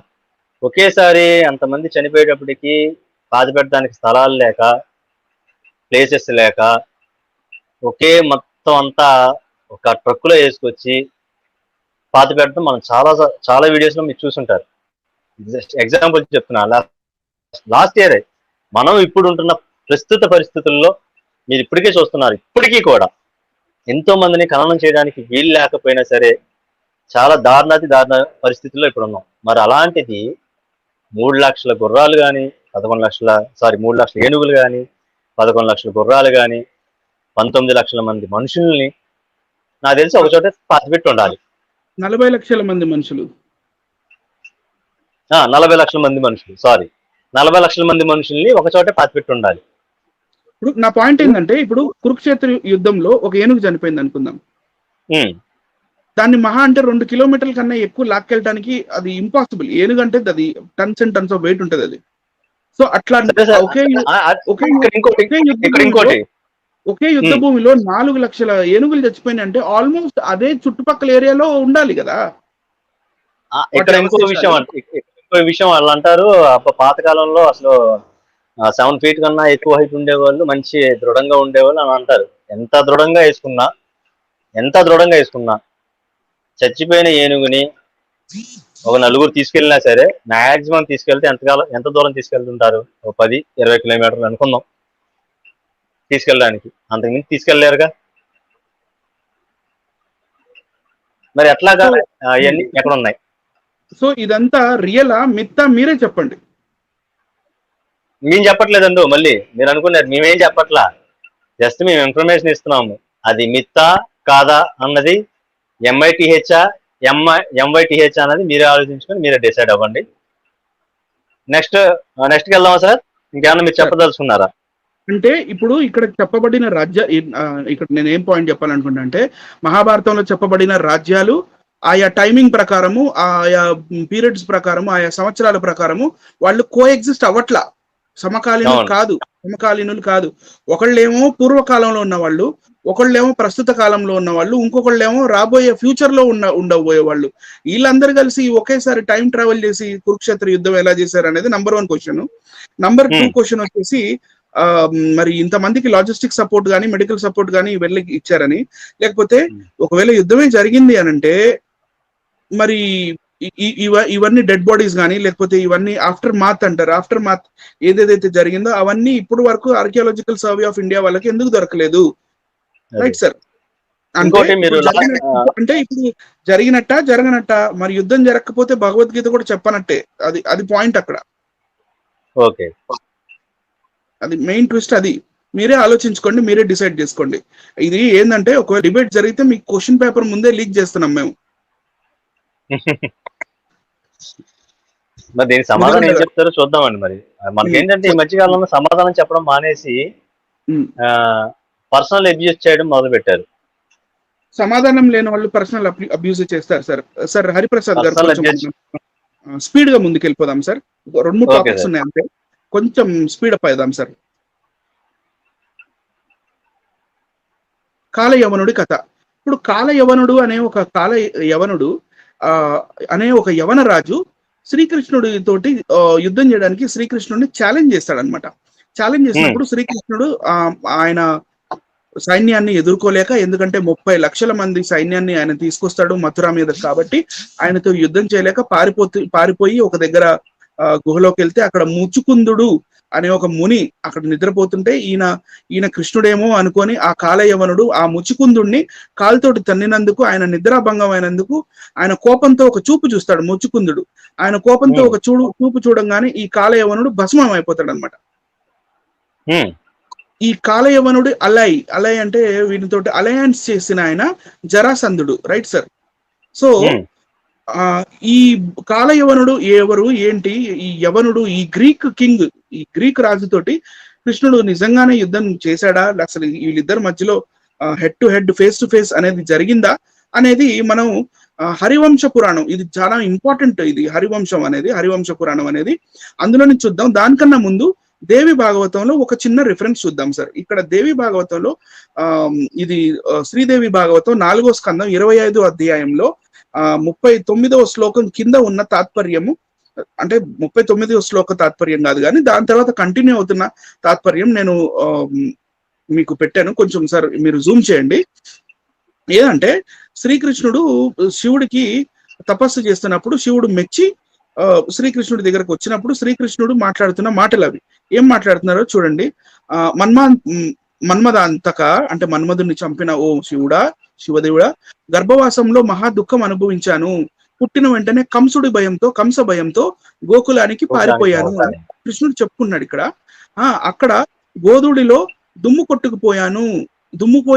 కొట్టుకుపోయిన జుట్టు నేను, అలా గడిచిపోయింది బాల్యము. ఒక మ్లేచ్ఛ రాజుకి అంటే ఫారినర్ రాజుకి అంటే బ్రాకెట్ లో యవనుడు, ఒక మ్లేచ్ఛ రాజుకి భయపడి ద్వారకకు చేరుకున్నాను అని అక్కడ ఒక స్టేట్మెంట్ ఇచ్చాడు. అరే అవునా, ఈజ్ ఇట్ సో? కృష్ణుడు ఒక ఫారినర్ అయిన మ్లేచ్ఛ రాజు అయిన యవనుడితో ఫైటింగ్ చేశాడా, లేకపోతే యవనుడికి భయపడి ద్వారకా నగరం కట్టించాడా? ద్వారకా నగరం కట్టించడానికి మెయిన్ కారణం ఒక గ్రీక్ రాజా అని నాకు డౌట్ వచ్చి, ఇంకా ఈ కాలయవనుడు స్టోరీ ఎక్కడ దొరుకుతుంది అని అన్నప్పుడు నాకు వ్యాస భాగవతంలో దొరికింది, పోతన భాగవతంలోనూ దొరికింది. కాకపోతే అందులో శ్లోకం తాత్పర్యం అది ప్రజలకి చూపించాలంటే అది కొంచెం కష్టంగా ఉంటది. కాబట్టి నేను హరివంశ పురాణం చూస్ చేసుకున్నాను సార్. అది విష్ణు పురాణంలోని ఒక భాగాన్ని హరివంశ పురాణం అంటారు. హరివంశ పురాణం 58వ అధ్యాయంలో ఈ కాలయవనుడు ఎలా పుట్టాడు అనేది ఉంటది. నేను చదివి వినిపిస్తున్నాను ఎలా పుట్టాడు అనేది. చూడండి, మహారాజా గార్గ్య మహర్షి నోట్ దిస్ పాయింట్. చూస్తున్న వాళ్ళందరూ ఈ పేరు గార్గ్య మహర్షి అనేది చాలా గట్టిగా మీరు గుర్తుంచుకోండి మైండ్ లో. గార్గ్య మహర్షి యాదవులకు గురువు. అతడు భార్య ఉన్న చాలా కాలం బ్రహ్మచర్య వ్రతం పాటించాడు. ఒకనాడు అతని బావమరిది సభలో నపుంసకుడవి అని హేళన చేశాడు. అందుకతడు కష్టపడి పుత్రవాంఛతో అతడు అజితంజయ నగరానికి వెళ్ళాడు. అక్కడ శంకరుని ప్రసన్నుని చేసుకొనుటకు ఒక ఘోరంగా 12 ఏళ్ళు తపస్సు చేశాడు. Right sir. శివుడు అతని తపస్సు అనుగ్రహించి ప్రశాంతవంతుడైన ఒక పుత్రుడు కలుగుతాడని వరమిచ్చాడు. ప్రతాపవంతుడైన ఒక పుత్రుడు కలుగుతాడని వరమిచ్చాడు. తర్వాత యవనరాజు ఈ విషయమంతా విని మునిని పిలిచి అనేక విధాల ఓరడించి అతన్ని గొల్లపల్లిలో గొల్లపడుచుల మధ్య నివసించేటట్లు ఏర్పాటు చేశాడు. గోపాలి అంటే ఈ గార్గ్య మహర్షికి ఒక వరం ఉంది. ఎవరైతే పుడతారో ఆయన he'll be a brave person. అతి ప్రతాపవంతుడు అనమాట. Right sir. గోపాలి అనే అప్సరస గొల్లపడుచు వేషంలో అతని వలన గర్భం ధరించింది. కాలయవనుడనే సూర్యుడు మహాబలశాలి జన్మించాడు. అంటే వీళ్ళకి హలో నెక్స్ట్ సార్. ఆ పిల్లవాడు సంతానలేమి రాజు యొక్క అంతఃపురంలో ఎదిగాడు. రాజు మరణించిన తర్వాత కాలయవనుడు రాజై యుద్ధాన్ని కోరుతూ బ్రాహ్మణులను అడిగాడు. ఋషి వంశం అంధక వంశం వాళ్ళను నారదుడు సూచించాడు. అతడే శ్రీకృష్ణుడిని కూడా తెలియజేశాడు. కాలయవనుడు వృద్ధి పొందటం విని అతడెప్పుడు నాకు క్లారిటీ కనిపించట్లేదు సార్. అతడెప్పుడు వచ్చిపడునో అని ఆలోచిస్తూనే ద్వారపతికి చేరాడు. అంటే ఇక్కడ ఇంకొక రాజు ఉన్నాడండి, కృష్ణుడు అనే ఆయన చాలా పరాక్రమవంతుడు. నీలాగే ఓ Kalayavana, if you want to attack some any king you go and attack Krishna అని నారదుడే పుల్లబెట్టింది ఇక్కడ. సో అప్పుడు ఇక్కడ ఏం జరిగిందంటే ఆ కాలయవనుడు అనేక తుషార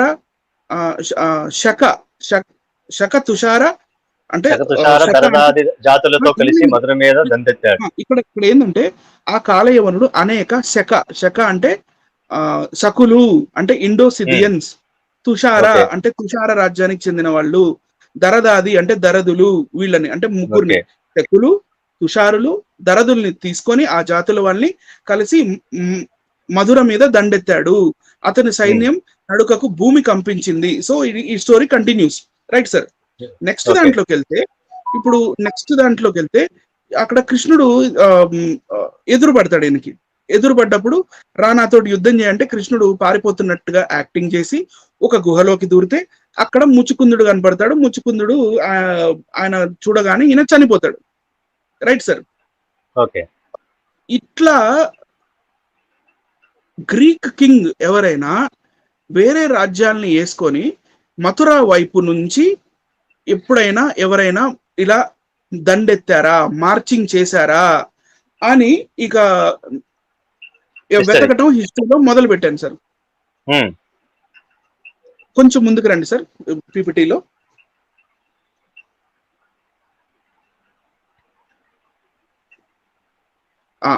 కాలయవనుడు అనే గ్రీక్ రాజుతో శ్రీకృష్ణుడు తలపడ్డాడా? అది సారీ, నాకు టైప్ మిస్టైప్ అయింది. తలపడ్డాడా point number 1. Next point sir చూడండి. యవనులు మధుర నగరం పైకి నిజంగానే దండెత్తి వచ్చినట్టు చరిత్ర చెబుతోందా అనేది సెకండ్ క్వశ్చన్. థర్డ్ క్వశ్చన్ ఎలా తెలుసుకోవాలి అంటే ఇప్పుడు మనం తొందరగా నెక్స్ట్ స్లైడ్ లోకి వెళ్ళిపోదాం.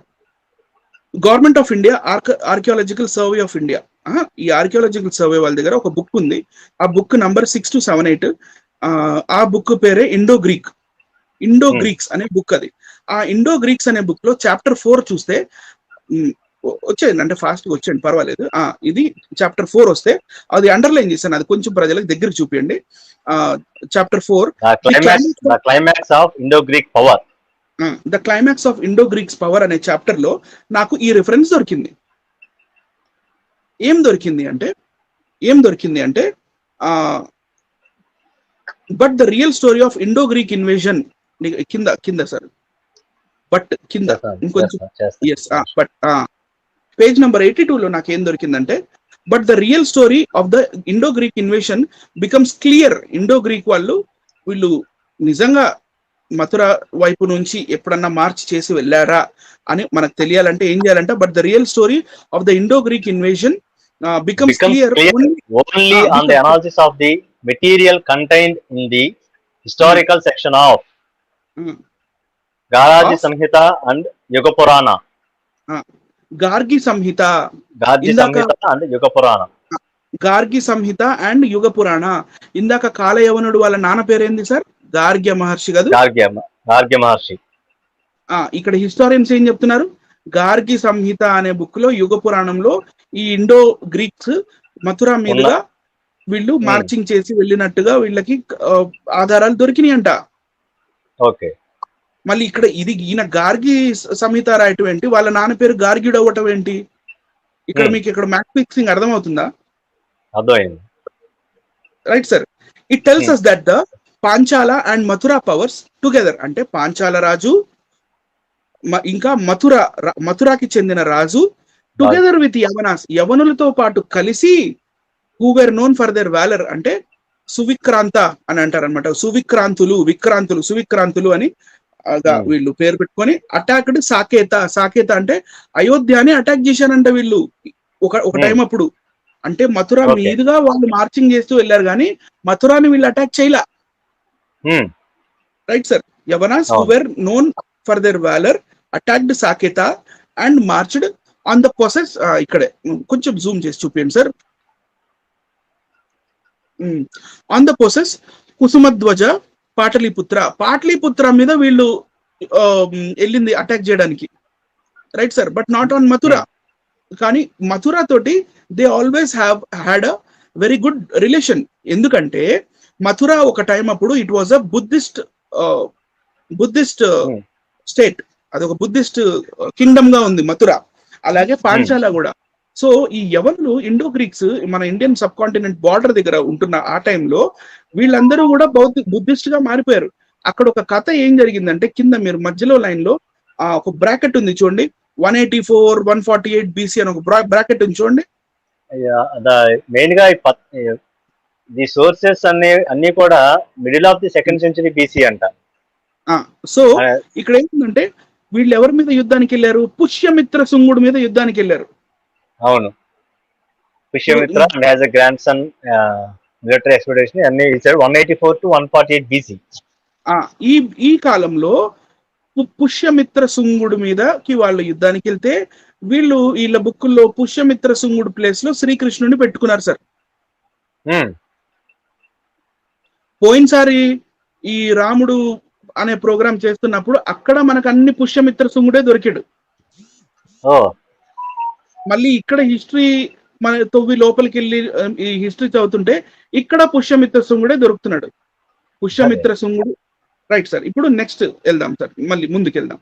ఇది కాయిన్స్, మళ్ళీ న్యూమిస్మాటిక్స్ చూపిలేదంటారు.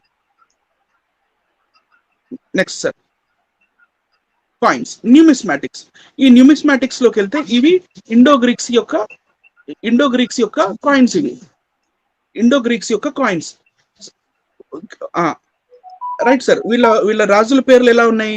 యూక్రటైడ్స్, హీలియోక్లిస్, ప్లాటో, యూక్రటైడ్స్ 2, హెలియోక్లిస్ 2 అండ్ మినాండర్ గురించి కూడా నేను పోయినసారి మాట్లాడాను. సో ఈ మినాండర్ అనే రాజు ఎవరైతే ఉన్నారో ఈ మినాండరే పుష్యమిత్ర శుంగ మీదకి యుద్ధానికి వెళ్ళాడు. ఎందుకంటే ఆ పుష్యమిత్ర శుంగుడు మథురాలో ఇంకా పాంచాల రాజ్యంలో ఉన్న ఆయా బౌద్ధులని ఆయన హింసిస్తున్నాడు కాబట్టి ఈయన మీద యుద్ధానికి వెళ్ళినట్టుగా మనకి హిస్టరీ చెప్తుంది. Right sir. వీళ్ళ కాయిన్స్ అన్ని మనకు దొరుకుతున్నాయి, రైట్ సార్. నెక్స్ట్ స్లైడ్ చూడండి. ఇది ఇంకొక తరానికి చెందిన వీళ్ళ కాయిన్స్. సరే, ముందుకు వెళ్ళిపోదాం. ఈ పుష్యమిత్ర శృంగుడు ఈయన కనపడుతున్నాడు. ఏడకెళ్ళినా ఈ పుష్యమిత్ర శృంగుడే కనపడుతున్నాడు మనకి. ఈ పుష్యమిత్ర శృంగుడు ఎవరు అనేది నెక్స్ట్ స్లైడ్ లో ఉంటుంది మనకి.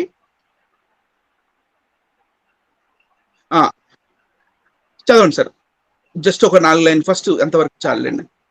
శుంగ వంశము క్రీస్తుపూర్వం 185వ సంవత్సరంలో సుమారుగా అశోకుని మరణానికి 50 సంవత్సరాల తర్వాత ఏర్పాటు చేయబడింది.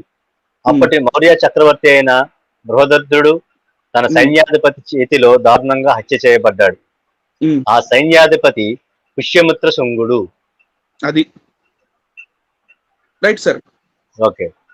బృహద్రథ మౌర్య అనే లాస్ట్ మౌర్యన్ కింగ్ ని వాళ్ళు బుద్ధిస్ట్ మౌర్యన్స్ అన్నమాట. ఈయన వచ్చేసి బ్రాహ్మణ్ అన్నమాట. అయితే ఈ బుద్ధిస్ట్ రూల్ నడవకూడదు ఇక్కడ అని చెప్పేసి ఈయన బ్రాహ్మణ్ అయినప్పటికీ ఈయన దగ్గర సేనాధిపతిగా జాయిన్ అయ్యి ఈయనని వెన్నుపోటు పొడిచి చంపాడు అనమాట పుష్యమిత్ర శృంగుడు. ఇది హిస్టరీ చెప్తుంది, నేను చెప్పట్లేదు. అవును సార్. ఆ సైన్యాధిపతి 30 పుష్యమిత్ర శృంగుడు 36 సంవత్సరాలు పాలించిన తర్వాత మరి వారి తర్వాత వంశం అలాగే పాలిస్తూ నగర రాజ్యాలుగా శృంగాధిపతితో ఉండి స్వతంత్రంగా ఉన్నాయని సూచించబడ్డాయి. ఈ రాజ్యవంశం అనేక విదేశీ శక్తుల స్వదేశీ శక్తులు రెండింటితోనే జరిపిన యుద్ధాలకు ప్రసిద్ధం చెందిందంట. ఏంటి ఆ రాజ్యాలు అంటే కళింగ, శాతవాహన రాజవంశం, ఇండో గ్రీక్ రాజ్యం, అలాగే బహుశా పాంచాల, మధుర రాజులతో పోరాడారు పుష్యమిత్ర శృంగుడు. మనకి మహాభారతంలో సీన్ చూస్తున్నప్పుడు అక్కడ కళింగ రాజులేమో మహాభారత యుద్ధం చేసినట్టు కనపడుతుంది. ఇదే మళ్ళీ కళింగ రాజులతోటి పుష్యమిత్ర శృంగుడు కూడా యుద్ధం చేశాడు. మళ్ళీ పాంచాల మధుర వాళ్ళతో కూడా పోరాడు. పాంచాలతోటి పోరాడాడు అని చెప్పి నేను ఇండో గ్రీక్స్ అనే బుక్ నుంచి కూడా మీకు చూపించాను, ఆర్కియాలజికల్ సర్వే ఆఫ్ ఇండియా వాళ్ళ బుక్ లో నుంచి. Right sir. ఇదేమో పుష్యమిత్ర శృంగుడు కాయిన్స్, ఇందాకేమో గ్రీక్ వాళ్ళ కాయిన్స్. అందరి కాయిన్స్ దొరుకుతున్నాయి, సరే శ్రీకృష్ణుడు కాయిన్ దొరకట్లేదు. చూద్దాం సార్, అన్న దొరికి చూపిస్తారేమో చూద్దాం. సో ఇప్పుడు అర్థమైందా సార్? మరి MITH MYTH అంటారా? మనకైతే అది MYTH. మరి వాళ్ళకి ఏదైతే మనకైతే తెలియదు కానీ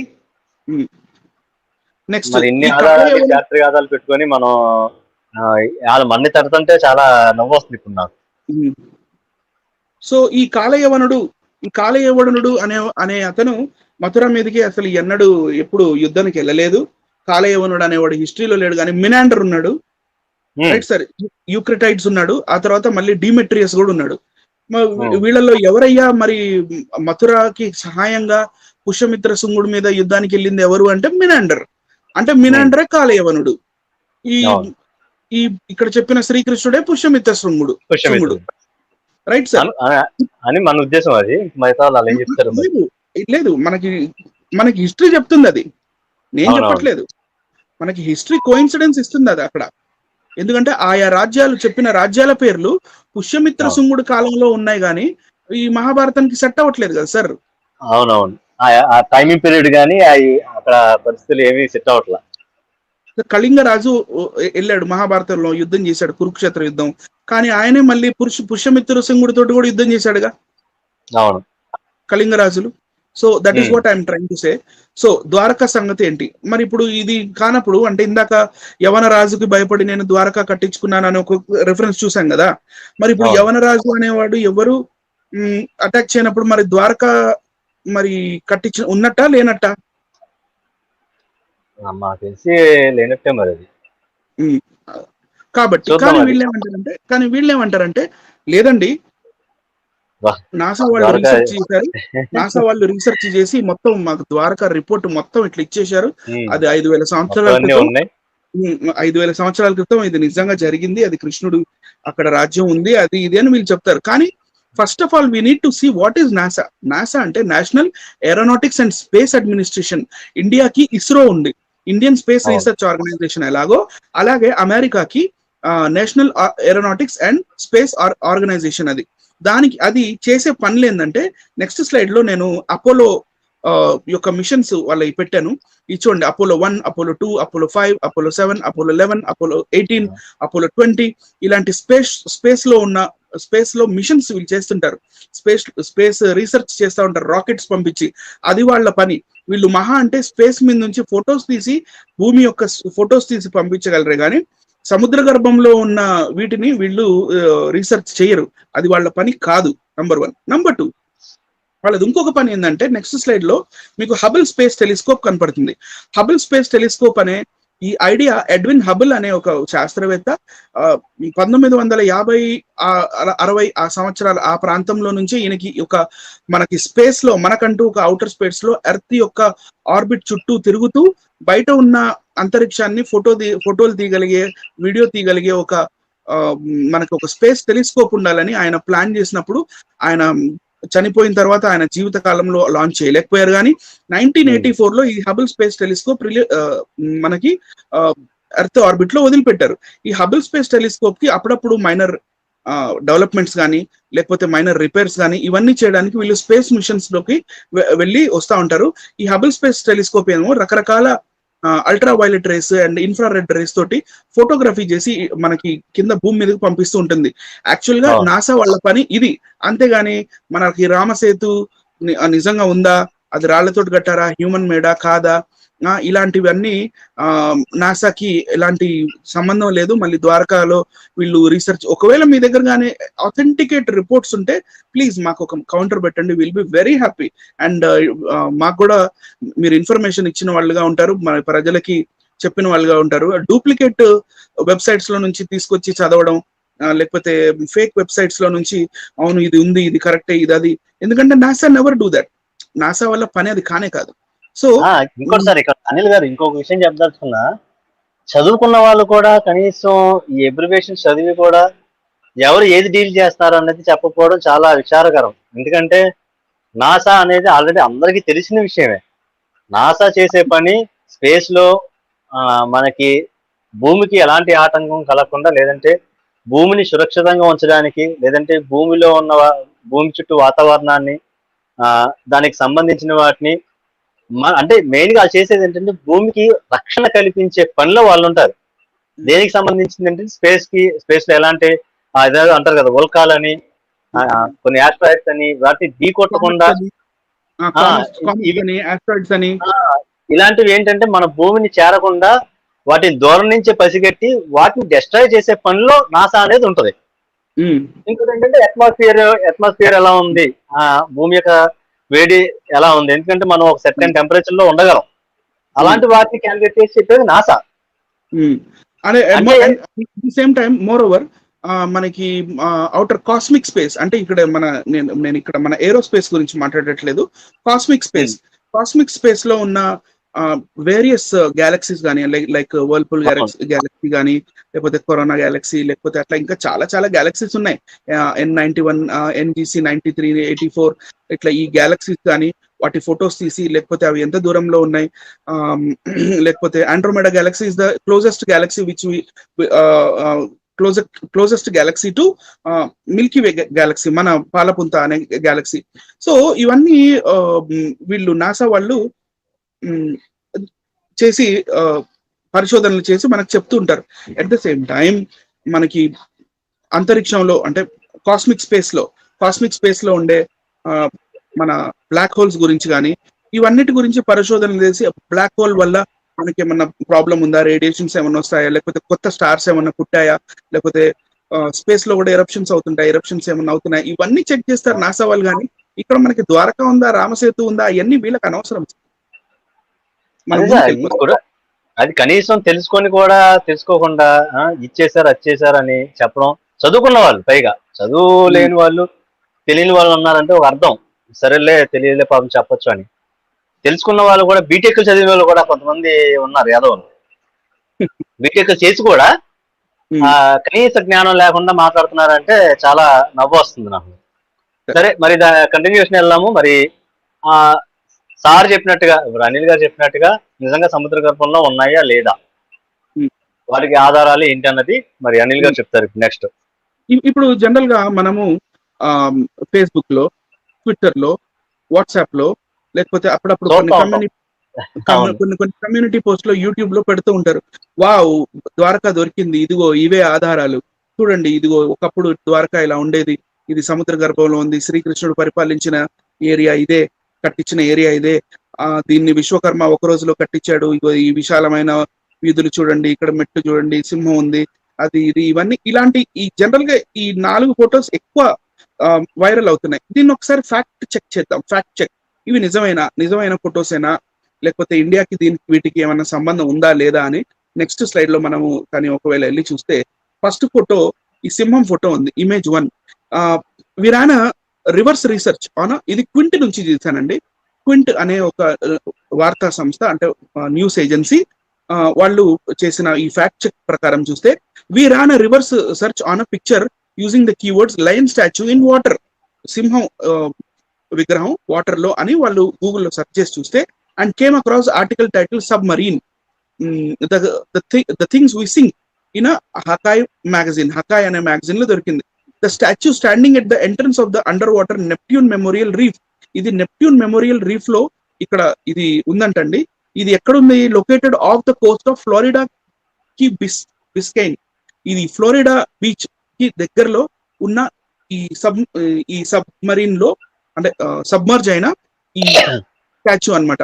దీన్ని తీసుకొచ్చి ద్వారకా ద్వారకా ద్వారకా అని చూపిస్తుంటారు. సో నెక్స్ట్ ఇమేజ్ లోకి వెళ్తే, ఇమేజ్ నెంబర్ 2. ఇమేజ్ నెంబర్ 2 లో ఇక్కడ ఒక పెద్ద గుమ్మటం సముద్రం దగ్గర ఉంది. వావ్, ఇదే ద్వారకా ద్వారకా అని చెప్తుంటారు. కానీ ఇది 2004 లో సునామీలో ధ్వంసమైన మహాబలిపురానికి చెందిన ఒక మందిరం యొక్క చెక్కలాలి. Right sir.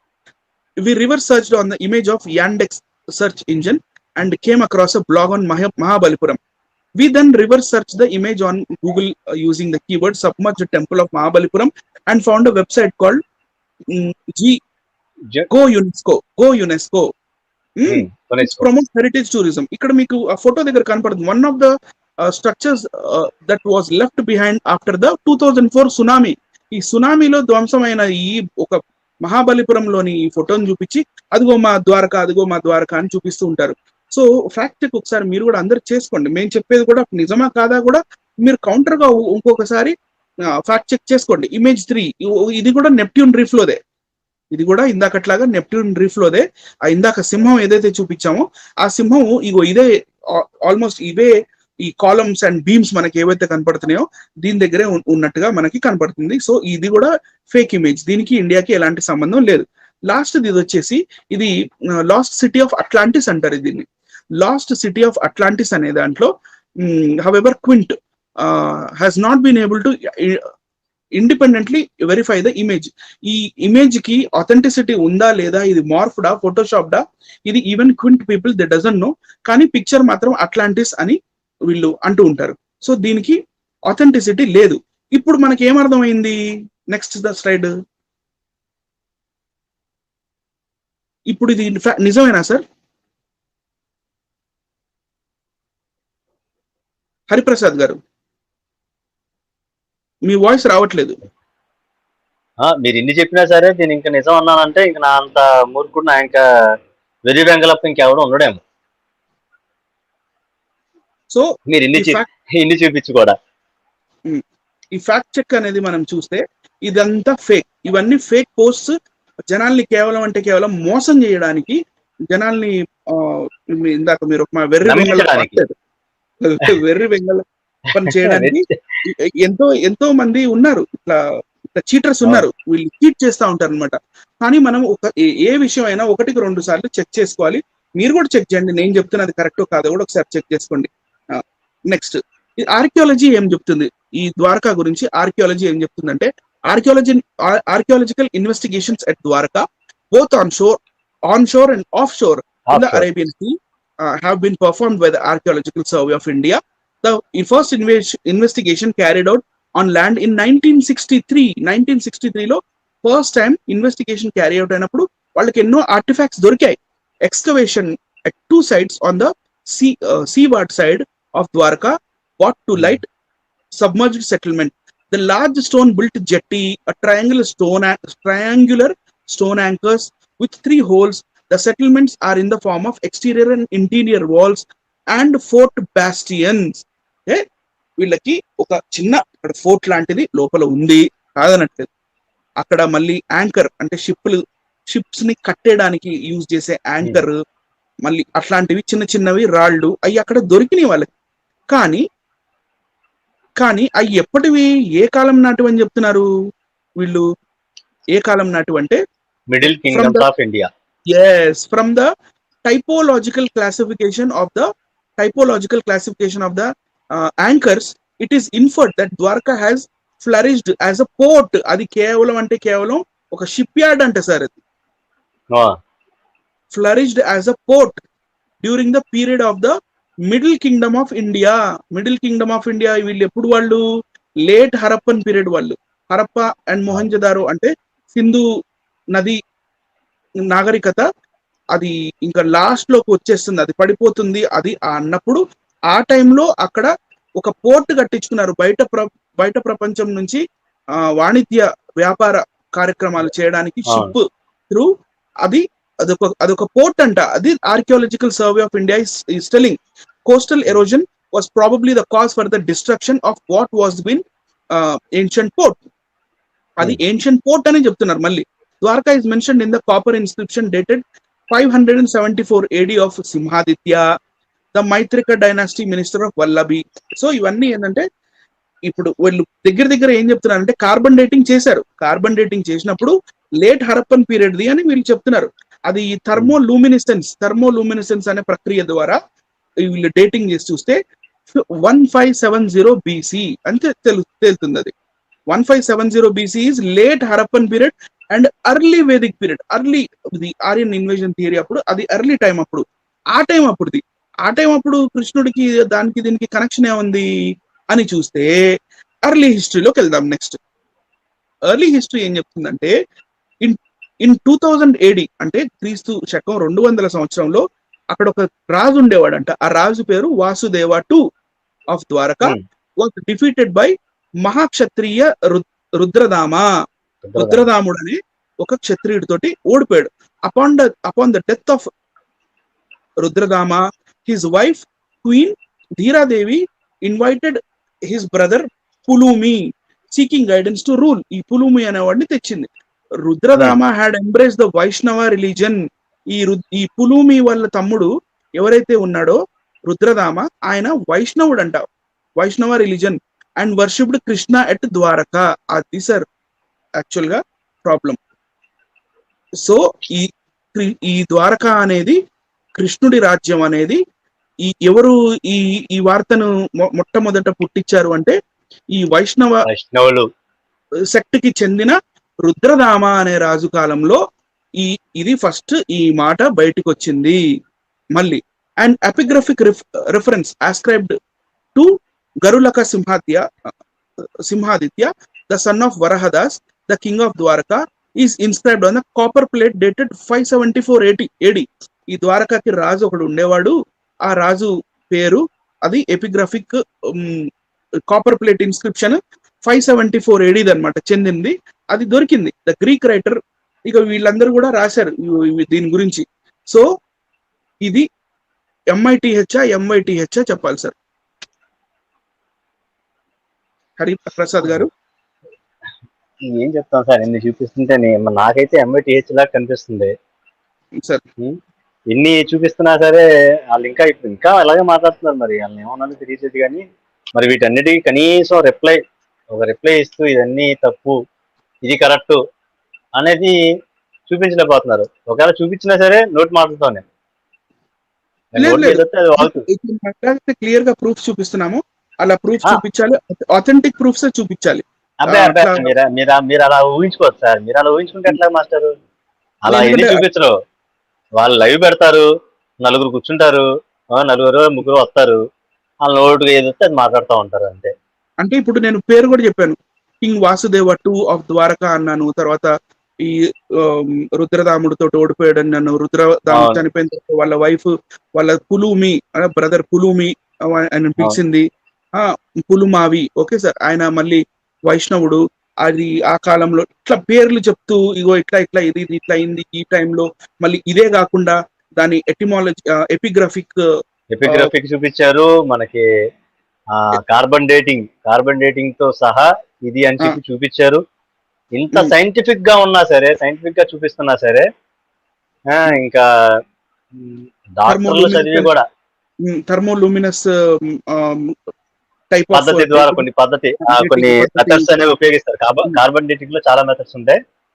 దాంట్లో ఒక మెథడ్ అనేది ఉపయోగించి చేసినా సరే, ఇన్ని చూపిస్తున్నా సరే అసలు మేము అవన్నీ నమ్మము. మేము ఏదనుకుంటే అదే నిజం. కృష్ణుడు ఉన్నాడంటే ఉన్నాడు. Sir right sir. నెక్స్ట్ దాంట్లోకి వెళ్దాం సార్. ఇవి యాక్చువల్ ద్వారకా ఫొటోస్, ఇవి original photos. Okay right sir. ఇక్కడ మీకు సర్క్యులర్ బ్యాస్టియన్ ఒకటి కనపడుతుంది ఫస్ట్ దాంట్లో.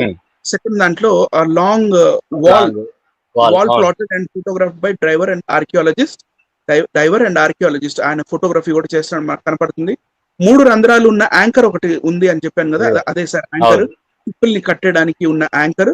ఇక్కడ పొడుగు circular stone structure of expose during the low Tide of ద్వారకాలో ఆటుపోటు జరిగినప్పుడు ఇది బయటపడింది.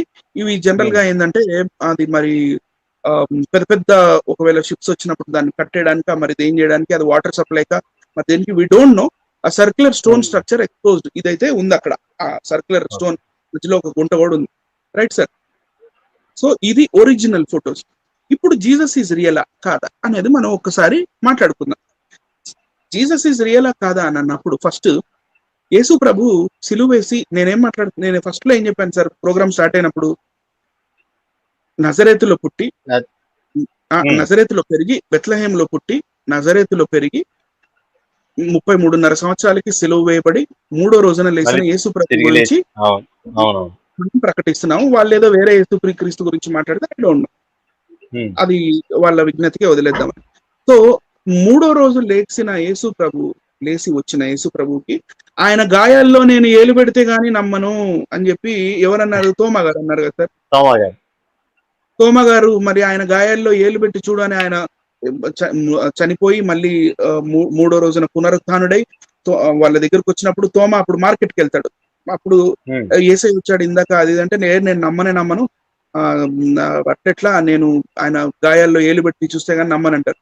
తర్వాత మళ్ళీ యేసు ప్రభు వచ్చినప్పుడు రా థామస్, నువ్వు నా గాయాల్లో ఒకసారి ఏలు పెట్టి చూడు అన్నప్పుడు ఆయన ఏలు పెడతాడు కూడా. ఏలు పెట్టి అప్పుడు ఏమంటాడు? నా ప్రభు నా దేవ అంటాడు, my lord my God. Right sir. So ఆ తోమ యేసు ప్రభు గురించి చెప్పిన ఆ తోమ 1st సెంచరీలో ఇండియాకి వచ్చాడు కదా. అవును. According to traditional accounts of the Saint Thomas Christian Church of modern day Kerala in India, Thomas is believed to have traveled outside the Roman Empire to preach the gospel. పై దాంట్లోకి వెళ్ళండి sir, మీరు కింద దాంట్లోకి వచ్చేసారు. To preach the gospel, traveling as far as Malabar coast, which is in modern day Kerala state. కేరళలో దిగాడు ఆయన పడవ. అప్పుడులో పడవలు ఉన్నాయా అంటే ఉన్నాయి. 1570 BCలో లేట్ హరప్పన్ పీరియడ్ లోనే మీకు ఇక్కడ పోర్ట్ ఉంది మనకి. ఇది కూలిపోయిందంటే ద్వారకా అని మీరు పేరు పెట్టుకున్నారు. మరి ఆయన ఆ టైంలో 2000 సంవత్సరాల క్రితం షిప్ లో వచ్చిండడా? అంటే షిప్ పోర్ట్ ఉండొచ్చు కానీ షిప్ లో మనుషులు రాకూడదా? రిలేటెడ్ గా ఉంటదని నేను థామస్ ని చూస్ చేసుకున్నాను. ఇప్పుడు ఇక్కడ పోర్ట్ కాబట్టి. Right sir. Malabar coast which is the modern day Kerala state. కేరళకి ఆయన వచ్చాడు. ఎప్పుడు వచ్చాడు? AD 52లో. According to their traditions Thomas reached Muziris in AD 52. In 1258 some of our relics. Right sir. ఇప్పుడు నేను ఇక్కడ దాకా ఏం చెప్పాను? AD 52 క్రీస్తు శకం 52వ సంవత్సరం యేసు ప్రభు 33.5 సంవత్సరాల కాలం అప్పుడు సిలువ వేయబడిన తర్వాత ఆయన సువార్త సేవ అంతా బయట దేశాల్లో కానించుకొని 52 AD 52 ADలోకి ఇండియాలో మలబార్ ఏరియాలో ముజిరిస్ అనే ఏరియాలో దిగి అక్కడ చర్చిలను కూడా కట్టించాడు ఆయన. Right sir. ఇప్పుడు నెక్స్ట్ స్లైడ్ లో ఇక్కడ ఏంటంటే, ఇప్పుడు ఆయన థామస్ గారు పుట్టింది ఎప్పుడు? 1st సెంచరీ AD గలిలీలో. ఆయన province of Judea Roman empire under లో ఉన్నప్పుడు గలిలీలో పుట్టాడు. ఆయన చనిపోయింది ఎప్పుడు? 21st December AD 72. అంటే ఇండియాలో 20 years ఉన్నాడు ఆయన. ఎవరు చంపేశారు? ఆ కాలంలో వాళ్ళు చంపేశారు. ఎవరు? చోళ రాజులు ఎంపైర్ అండర్ లో ఉన్నప్పుడు. అప్పుడులో చోళ రాజులు ఉన్నారంట. అట్లా చెప్పాలి హిస్టరీ, చెప్తే అట్లా చెప్పాలా. కరెక్ట్ గా ఇయర్ ప్రకారము ఆయన ఆ టైంలో ఉన్నాడు, ఈ టైంలో ఇండియాకి వచ్చాడు, 20 years ఉన్నాడు, చోళరాజులు పరిపాలిస్తున్న ఆ టైంలో ఆయన ఇక్కడ థామస్ మౌంట్ అని చెన్నైలో ఉంది. ఆ థామస్ మౌంట్ పైన ఆయన ప్రార్థన చేసుకుంటూ ఉంటే వెనక నుంచి వచ్చి బల్లెంతో గుచ్చి చంపేశారు. అదే ఫోటో ఇది. ఇది థామస్ మౌంట్. నేను వెళ్ళాను గత నెల థామస్ మౌంట్ నేను మీకు పంపించాను, వీడియో వచ్చింది, అది గుర్తుందా? మీరు చూసారా? చూసాను. థామస్ మౌంట్ నేను వెళ్ళి ఒక వీడియో పంపించాను మీకు. సార్ నేను థామస్ గారు ఇక్కడే పంపేసింది, నేను ఈ చర్చ్ లోకి ఇక్కడ ఉన్నాను, ఇగో ఇక్కడ ఇవన్నీ ఆధారాలు ఉన్నాయి, చారిత్రక ఆధారాలు అని నేను మీకు ఫోన్ చేసి కూడా చెప్పాను. వీడియో కూడా పంపించాను. ఎస్. సో అక్కడ ఉన్న ఫోటోనే ఇది, holy place of martyrdom of Saint Thomas. So అక్కడ సెయింట్ థామస్ నెక్స్ట్ ఫోటోలో అక్కడ చర్చ్ మీద పేరు మీదే రాసి ఉంటుంది మై లార్డ్ మై గాడ్ అని. ఎందుకంటే అది తోమా యేసు ప్రభు తోటి ఎంతగానో పశ్చాత్తాపడి బాధపడి అన్నమాట, నా ప్రభువా నా దేవా అని. ఆయన ఇండియాకి వచ్చాడు, ఆయన సేవ చేశాడు. బ్రిటిష్ వాళ్ళు తేలేదు ఇండియాకి, క్రైస్తవ్యాన్ని బ్రిటిష్ వాళ్ళు తేలేదు. యేసు క్రీస్తు యొక్క 12 మంది శిష్యుల్లో ఒక శిష్యుడైన తోమా తెచ్చాడు. సో థామసైట్ క్రిస్టియన్స్ లేకపోతే సిరియాయిక్ థామసైట్ క్రిస్టియన్స్ ఇప్పటికీ కేరళలో చాలా మంది ఉన్నారు. ఇప్పటికీ కేరళలో కోకొల్లలుగా ఉన్నారు. ఇదే ఆయన చేతితో చెక్కుకొని అక్కడ ఏదో some I don't know is it Greek are Hebrew, ఆ భాష కూడా మీకు అక్కడ కనపడుతుంది. చూడండి సార్, కర్సర్తో ఒకసారి చూపించండి ప్రజలకి. ఆ భాష కూడా ఆయన చెక్కు ఉన్నాడు. ఆయన అక్కడ చెక్కి అక్కడ గ్రీక్ అనుకుంటున్నాను సార్ నేను. మేబీ సార్ నేను గ్రీకు వీరుని కాదు కదా, నేను ఇప్పుడు దాకా గ్రీకు వీరుల గురించి మాట్లాడాను. ఈ గ్రీకు వీరులు పంపల అండ్ మథురా తోటి వీళ్ళు కలిసి వీళ్ళు పుష్యమిత్ర శుంగుడు మీదకి ఎలా యుద్ధం వెళ్ళారు, మరి గ్రీకు వీరుడు కృష్ణుడు తోటి ఎలా తలపడ్డాడు ఏంటి, గ్రీకు వీరుల కథ ఈ రోజు అంతా. So maybe even this is Greek language, I don't know, Greek script maybe. అది థామస్ గారు ఆయన చేతితో చెక్కుకొని ఆయన దీని ఎదురుగా ప్రార్థన చేస్తున్న ఆ టైంలో ఆయన చంపేశారు. ఇది నేను తీసిన ఫోటోనే. మళ్ళీ ఒకసారి వెనక్కి వెళ్ళండి సార్. సో ఇన్ని చారిత్రక ఆధారాలు చూపిస్తున్నా కూడా ఇలా మొండిగా మాట్లాడడం అనేది అది నిరాశాజనకమే. నా ప్రెజెంటేషన్ అయిపోయింది. ఓవర్ టు హరిప్రసాద్ గారు. ఇన్ని మాట్లాడినా ఇది చూపిస్తున్నా సరే, పోనీ సరే మాది తప్పు అనుకుందాం, కానీ ఆ తప్పుని మీరు ఏమన్నా ప్రూవ్ చేయగలుగుతున్నారా అంటే అది లేదు. అది కూడా చేయరు. ఎప్పుడు చూడు లైవ్లు పెడతాం, మీకు చదువు రాదు, మీకు చదువు లేదు అంటాం, లేదంటే మీరు కూలి పనులు చేసుకునే వాళ్ళు మీతో మీరు మాట్లాడేది ఏంటంటారు. అవన్నీ ఏదో అంటారు సామెతలు, అంత తొందరగా నాకు సామెతలు రావు. పిచ్చి పిచ్చిగా మాట్లాడుతూ ఇష్టం వచ్చేట్టు. ఇక్కడ చదువుకున్న వాళ్ళు ఎవరు లేరండి, చాలా మంది వరకు ఎడ్యుకేటెడ్స్ ఉన్నారు. కాకపోతే ఏంటంటే చాలా మంది బయటకు రావట్లేదు అంతే. ఇప్పుడు సామాన్య గారిని చాలా టార్గెట్ చేస్తూ, నాకు తెలిసి బాగా టార్గెట్ చేస్తూ ఇష్టం వచ్చేట్టు వీడియో చేయడం జరుగుతుంది, ఇప్పటికీ జరుగుతుంది. ఇప్పుడు కూడా నిన్నే ఒక వీడియో కూడా చూశాను. అండకొండ రాముడు ఏదో ఆడును, అండకొండ రాముడు ఇంకొక ప్రవీణ్, హిందూ శక్తి ప్రవీణ్ ఏదో వీడియో చేశారు. ఇంకా నేను చూడలేదు అది వీడియో కూడా చూస్తాను, దానికి రెస్పాన్స్ ఇవ్వాలని అనుకుంటున్నా, చూస్తాను.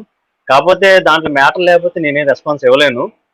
ఏదైనా మ్యాటర్ అంటే జనాలకు ఉపయోగపడేది, జనాల ఆలోచించదగ్గ విషయం ఏదైనా ఉంటే గనక ఐ విల్ బ్యాక్, నేను వస్తాను. లేదంటే దాన్ని నేను వదిలేస్తాను. ఎందుకంటే మొన్న అన్నాడు, ఏది ఎవరో మన బొక్క డాక్టర్ గారు అన్నారు, పిచ్చి కుక్కలు మరుగుతా ఉంటే మేము వదిలేస్తామండి అని అన్నాడు. మేము అదే తవలో ఉన్నాం. పిచ్చి కుక్కలు మరుగుతాయని మేము వదిలేస్తాం. కాకపోతే జనాలకి ఏదైతే విషయం తెలియజేయాలో, ఏదైతే సత్యాన్ని తెలియజేయాలో, ఏదైతే నిజాలను తెలియజేయాలో మేము ఆ విధంగా వెళ్తున్నాము. ఇదండి. మరి ఎవరు కల్పితమో, ఎవరు మిత్, MYTH మిత్ అనేది మరి చూస్తున్న వీక్షకులు గమనించండి. అలాగే వీడియోని షేర్ చేయండి, ప్రతి ఒక్కరికి చేరాలి, ప్రతి ఒక్కరు తెలుసుకోవాలి ముందుగా. అంటే మేము ఆ ఉద్దేశం ఏదో మేము మరి ఇందాక ప్రసాద్ గారు చెప్పారు, ప్రసాద్ గారు టెక్నికల్ ప్రాబ్లం వల్ల రాలేకపోయారు. నిన్న ప్రసాద్ గారు చెప్పారు ఏంటంటే ఏదో ఉద్దేశపరితంగా ఏదో అనాలని మేము చెప్పట్లేదు. సత్యాన్ని తెలుసుకోండి, దానికి తగ్గట్టుగా మీరు ఉండాలని మా ఆకాంక్ష. మరి దయచేసి తప్పుగా ఎవరు భావించవద్దు. ఎందుకంటే ఆల్మోస్ట్ 80% పీపుల్ చాలా మంది వరకు ఆ ధర్మం నుంచి వచ్చిన వాళ్ళే. ఎందుకంటే చరిత్ర ప్రకారంగా చూసుకున్నా, మనం ఒకసారి చరిత్ర తిరిగేసుకున్నా సరే, ఆ కాలంలో భారతదేశంలో ఉన్న వాళ్ళు సపోజ్ తోమా గారు వచ్చేంత వరకు వివిధ రకాలుగా మనుషులు అనుకున్నారు. సపోజ్ తోమా గారిని చెప్పాను కదా, తోమా గారు వచ్చిన తర్వాతే క్రైస్తవ్యం అనేది వ్యాప్తి చెందడం జరిగింది. తోమా గారు రాకముందు ఎలా ఉండేది అంటే ఎవరిష్టం వాళ్ళది. ఊరికొక దేవుణ్ణి, ప్రాంతానికి ఒక దేవుణ్ణి, దేవుడు అనుకొని, దేవుడు అని కూడా దేవుడు అనుకొని మనం ఒక ఒక ఒక ప్రహరీ గోడలాగా మనం చుట్టుకొని వేసుకొని, ఇదిగో మా గ్రామానికి ఇదిగో మా దేవుడు, ఈయన మాకు ఇచ్చేస్తాడు వచ్చేస్తాడు అనుకొని, కొన్ని మనం అనుకొని వాటిని రాసుకొని చేసుకొని ఉన్న విషయాలు చాలా ఉన్నాయి. కాబట్టి మీరు ఏది నిజమో ఏది అబద్ధమో అనేది గ్రహించుకొని దానికి తగ్గట్టుగా వెళ్లాల్సిందిగా మీ అందరికీ మనవి చేస్తున్నాను. ఎవరు కూడా తప్పుగా అన్యదా భావించవద్దు. ఎవరిని ఏ ఉద్దేశ ప్రకారంగా మేము అనట్లేదు. కాకపోతే మతోన్మాదులకు మాత్రం గట్టిగా చెప్తున్నాము, మీకు ఉంటే గనక బుద్ధి ఉంటే గనక ఇలాగా మేమైతే చెప్పామో అలాగే మీరు కూడా హిస్టారికల్ గా, ఆర్కియాలజికల్ గా, కార్బన్ ఏదైతే ఉందో అది దాని ప్రకారంగా మీరు నిరూపించండి. ఇదిగో మీరు చెప్పేది అబద్ధము, ఇదిగో ఇది సత్యము అని చెప్పండి. మేము కూడా ఒప్పుకుంటాం. We are ready. కన్క్లూడ్ చేద్దాం. అది మేము కూడా ఒప్పుకుంటాం. దయచేసి మీరు అలాంటివి చేయకుండా పర్సనల్ అబ్యూజ్ చేయడము, బాడీ షేమింగ్ చేయడము ఇలాంటివి దయచేసి చేయొద్దు. ఇదేం సార్, మీరు ఇంకా ఏమన్నా లాస్ట్ ఏమన్నా చెప్పదలుచుకున్నారా అనిల్ గారు? లేదు, ఓకే. మరి నేను వీక్షిస్తున్న వీక్షకులకి నేను వదిలేశాను, నా పాయింట్స్ నేను చెప్పాను. మరి ఎవరు మిత్ అనేది వాళ్ళే డిసైడ్ చేసుకుంటారు సార్. ఓకేనండి. మరి ఇంకొక నెక్స్ట్ మంచి టాపిక్ తో నెక్స్ట్ టైం లైవ్ కలుద్దాము. ప్రతిసారి కూడా ఒక టెన్షన్ తో స్టార్ట్ చేయాల్సి వస్తుంది. టెక్నికల్ గా ఏమవుతుంది, మధ్యలో వైఫై ఆగిపోవడం, లేదంటే మొబైల్ డేటా ప్రాబ్లం రావడం, ఏదో ఒక డిస్టర్బెన్స్ అన్నది వస్తుంది. మెయిన్ గా దేవునికి ప్రార్థన చేయడం చాలా తప్పైపోతుంది అనుకుంటా ఉన్నాం. కానీ ఆ స్టార్టింగ్ వచ్చేసరికల్లా ఇంక టైం అయిపోతుందేమో, వీక్షకులు చాలా వెయిట్ చేస్తున్నారు, వాళ్ళని ఇబ్బంది పెడతాము అన్న ఉద్దేశంతో టకటక వెళ్ళిపోతుంది. దయచేసి ఈసారి ఏమన్నా మేము మర్చిపోతే కనుక వీక్షకులు కొద్దిగా దయచేసి మాకు కామెంట్లు తెలియజేయండి. మనం ప్రార్థన చేసుకుని వెళ్దాము. అలాగే ఇంకా చివరిగా ఒక చిన్న ప్రార్థన చేసుకుని మనం ఈ లైవ్ కార్యక్రమాన్ని ముగిద్దాము. అనిల్ గారు మీరు చేస్తారా, నన్ను చేయమంటారా? మీరు చేయండి సార్, మీరు చేయండి. మరి అందరు కళ్ళు మూసుకున్నట్లయితే చిన్న ప్రార్థన చేసుకుని మరి కార్యక్రమాన్ని ముగించుకుందాం. అందరు కళ్ళు మూసుకోవాల్సిందిగా మనం చేస్తున్నాను. స్తోత్రం తండ్రి, మహాపరిశుద్ధుడా, ప్రేమగల తండ్రి, నీకే వందనాలు, స్తుతులు, స్తోత్రములు ఆయన. ఘర్షణ కాలం నుంచి ఈ క్షణం వరకు ప్రభా తండ్రి నీ రెక్కల చాటును భద్రపరిచి నాయన ఎంతో కాపుదలు దయచేసావు ప్రభా. ఇప్పుడున్న పరిస్థితుల్లో ప్రభా తండ్రి ఎంతో భయాందోళన పరిస్థితుల్లో ఉన్నాం నాయన. నీ యొక్క కృప, నీ యొక్క క్షేమము, నీ యొక్క స్వస్థత మాకు అనుగ్రహించి నాయన ఇలాగా ఈ రీతిగా ప్రభా తండ్రి సత్యాన్ని తెలియజేసే అవకాశాన్ని మాకు కల్పించావు ఆయన, నీకు వందనాలు నేను. అలాగే మేము ఏదైతే మేము చూపిస్తున్నామో ప్రభా తండ్రి ఆ యొక్క విషయాల్ని ప్రజలు గ్రహించి ఏది సత్యమో తెలుసుకొని ప్రభా తండ్రి నీ మార్గంలోకి రావడానికి నీ సహాయం దయచేసి పెట్టమని అడుగుతున్నాం నేను, నీకు వందనాలు. అలాగే ప్రభా ముఖ్యంగా వేడుకుంటున్నాం తండ్రి, ఈ యొక్క విపత్కర పరిస్థితుల్లో ప్రభా ఈ యొక్క కరోనా మహమ్మారిని ప్రభా తండ్రి నాయనా నీవే ఆదేశించండి ప్రభా తండ్రి. ఆ యొక్క కరోనా మహమ్మారి పూర్తిగా తొలగిపోయే విధంగా ప్రభా ప్రతి ఒక్కరూ ప్రార్థన చేయడానికి మీకు సహకారం అందించమని అడుగుతుంది నాయన. ప్రతి ఒక్కరిని మీరు ప్రేరేపించండి ప్రభా తండ్రి. ఆయన ప్రార్థన శక్తితో ప్రభా నాయన జయించలేనిది ఏది లేదు నాయన తండ్రి. స్తోత్రం నాయన. నాయన ఈ యొక్క ఎంతమంది అయితే ఈ యొక్క మహమ్మారికి బలైపోతున్నారు వారి యొక్క కుటుంబాన్ని ఆదరణ కలిగించండి, మీరు తోడుగా ఉండండి. మంచి ఆలోచన, మంచి ధైర్యం ప్రభు వారికి దయచేసి పెట్టమని అడుగుతాను ఆయన. నీకే వందనాలు ఆయన. ఈ యొక్క లైవ్ కార్యక్రమాన్ని ప్రభు తండ్రి మేము ముగిస్తుండగా ఆయన అనేక మంది చూస్తున్న వీక్షకులు మీరు జ్ఞాపకం చేసుకోనండి నాయన. ఇది షేర్ చేయడానికి ప్రభు తండ్రి నాయన మీరు ఆలోచన కలిగించండి. సత్యాన్ని నలుదిక్కులుగా ప్రభు తండ్రి మేము వ్యాపింప చేయడానికి తండ్రి మీరు అవకాశం ఇవ్వమని అడుగుతున్నాం తండ్రి నీకే వందనాలు. ఈ యొక్క లైవ్ని మేము ముగిస్తుండగా ప్రభా తండ్రి మీరు ఆశీర్వదించి దీవించండి, మీరే తోడుగా ఉండండి. ఆయన యొక్క విపత్కర పరిస్థితుల్లో ప్రభా తండ్రి మీ కాపుదల కృప మాకు నిండుగా అనుగ్రహించమని, ఆయన అవకాశం ఉంటే ప్రభా మరి యొక్క మేము వేరే టాపిక్ మేము మాట్లాడడానికి మీ యొక్క అవకాశం దయచేసి పెట్టమని నజరేయుడైన యేసుక్రీస్తు నామములో అడిగి వేడుకుంటున్నాం తండ్రి. ఆమేన్. ఆమేన్. హల్లెలూయా. వందనాలండి.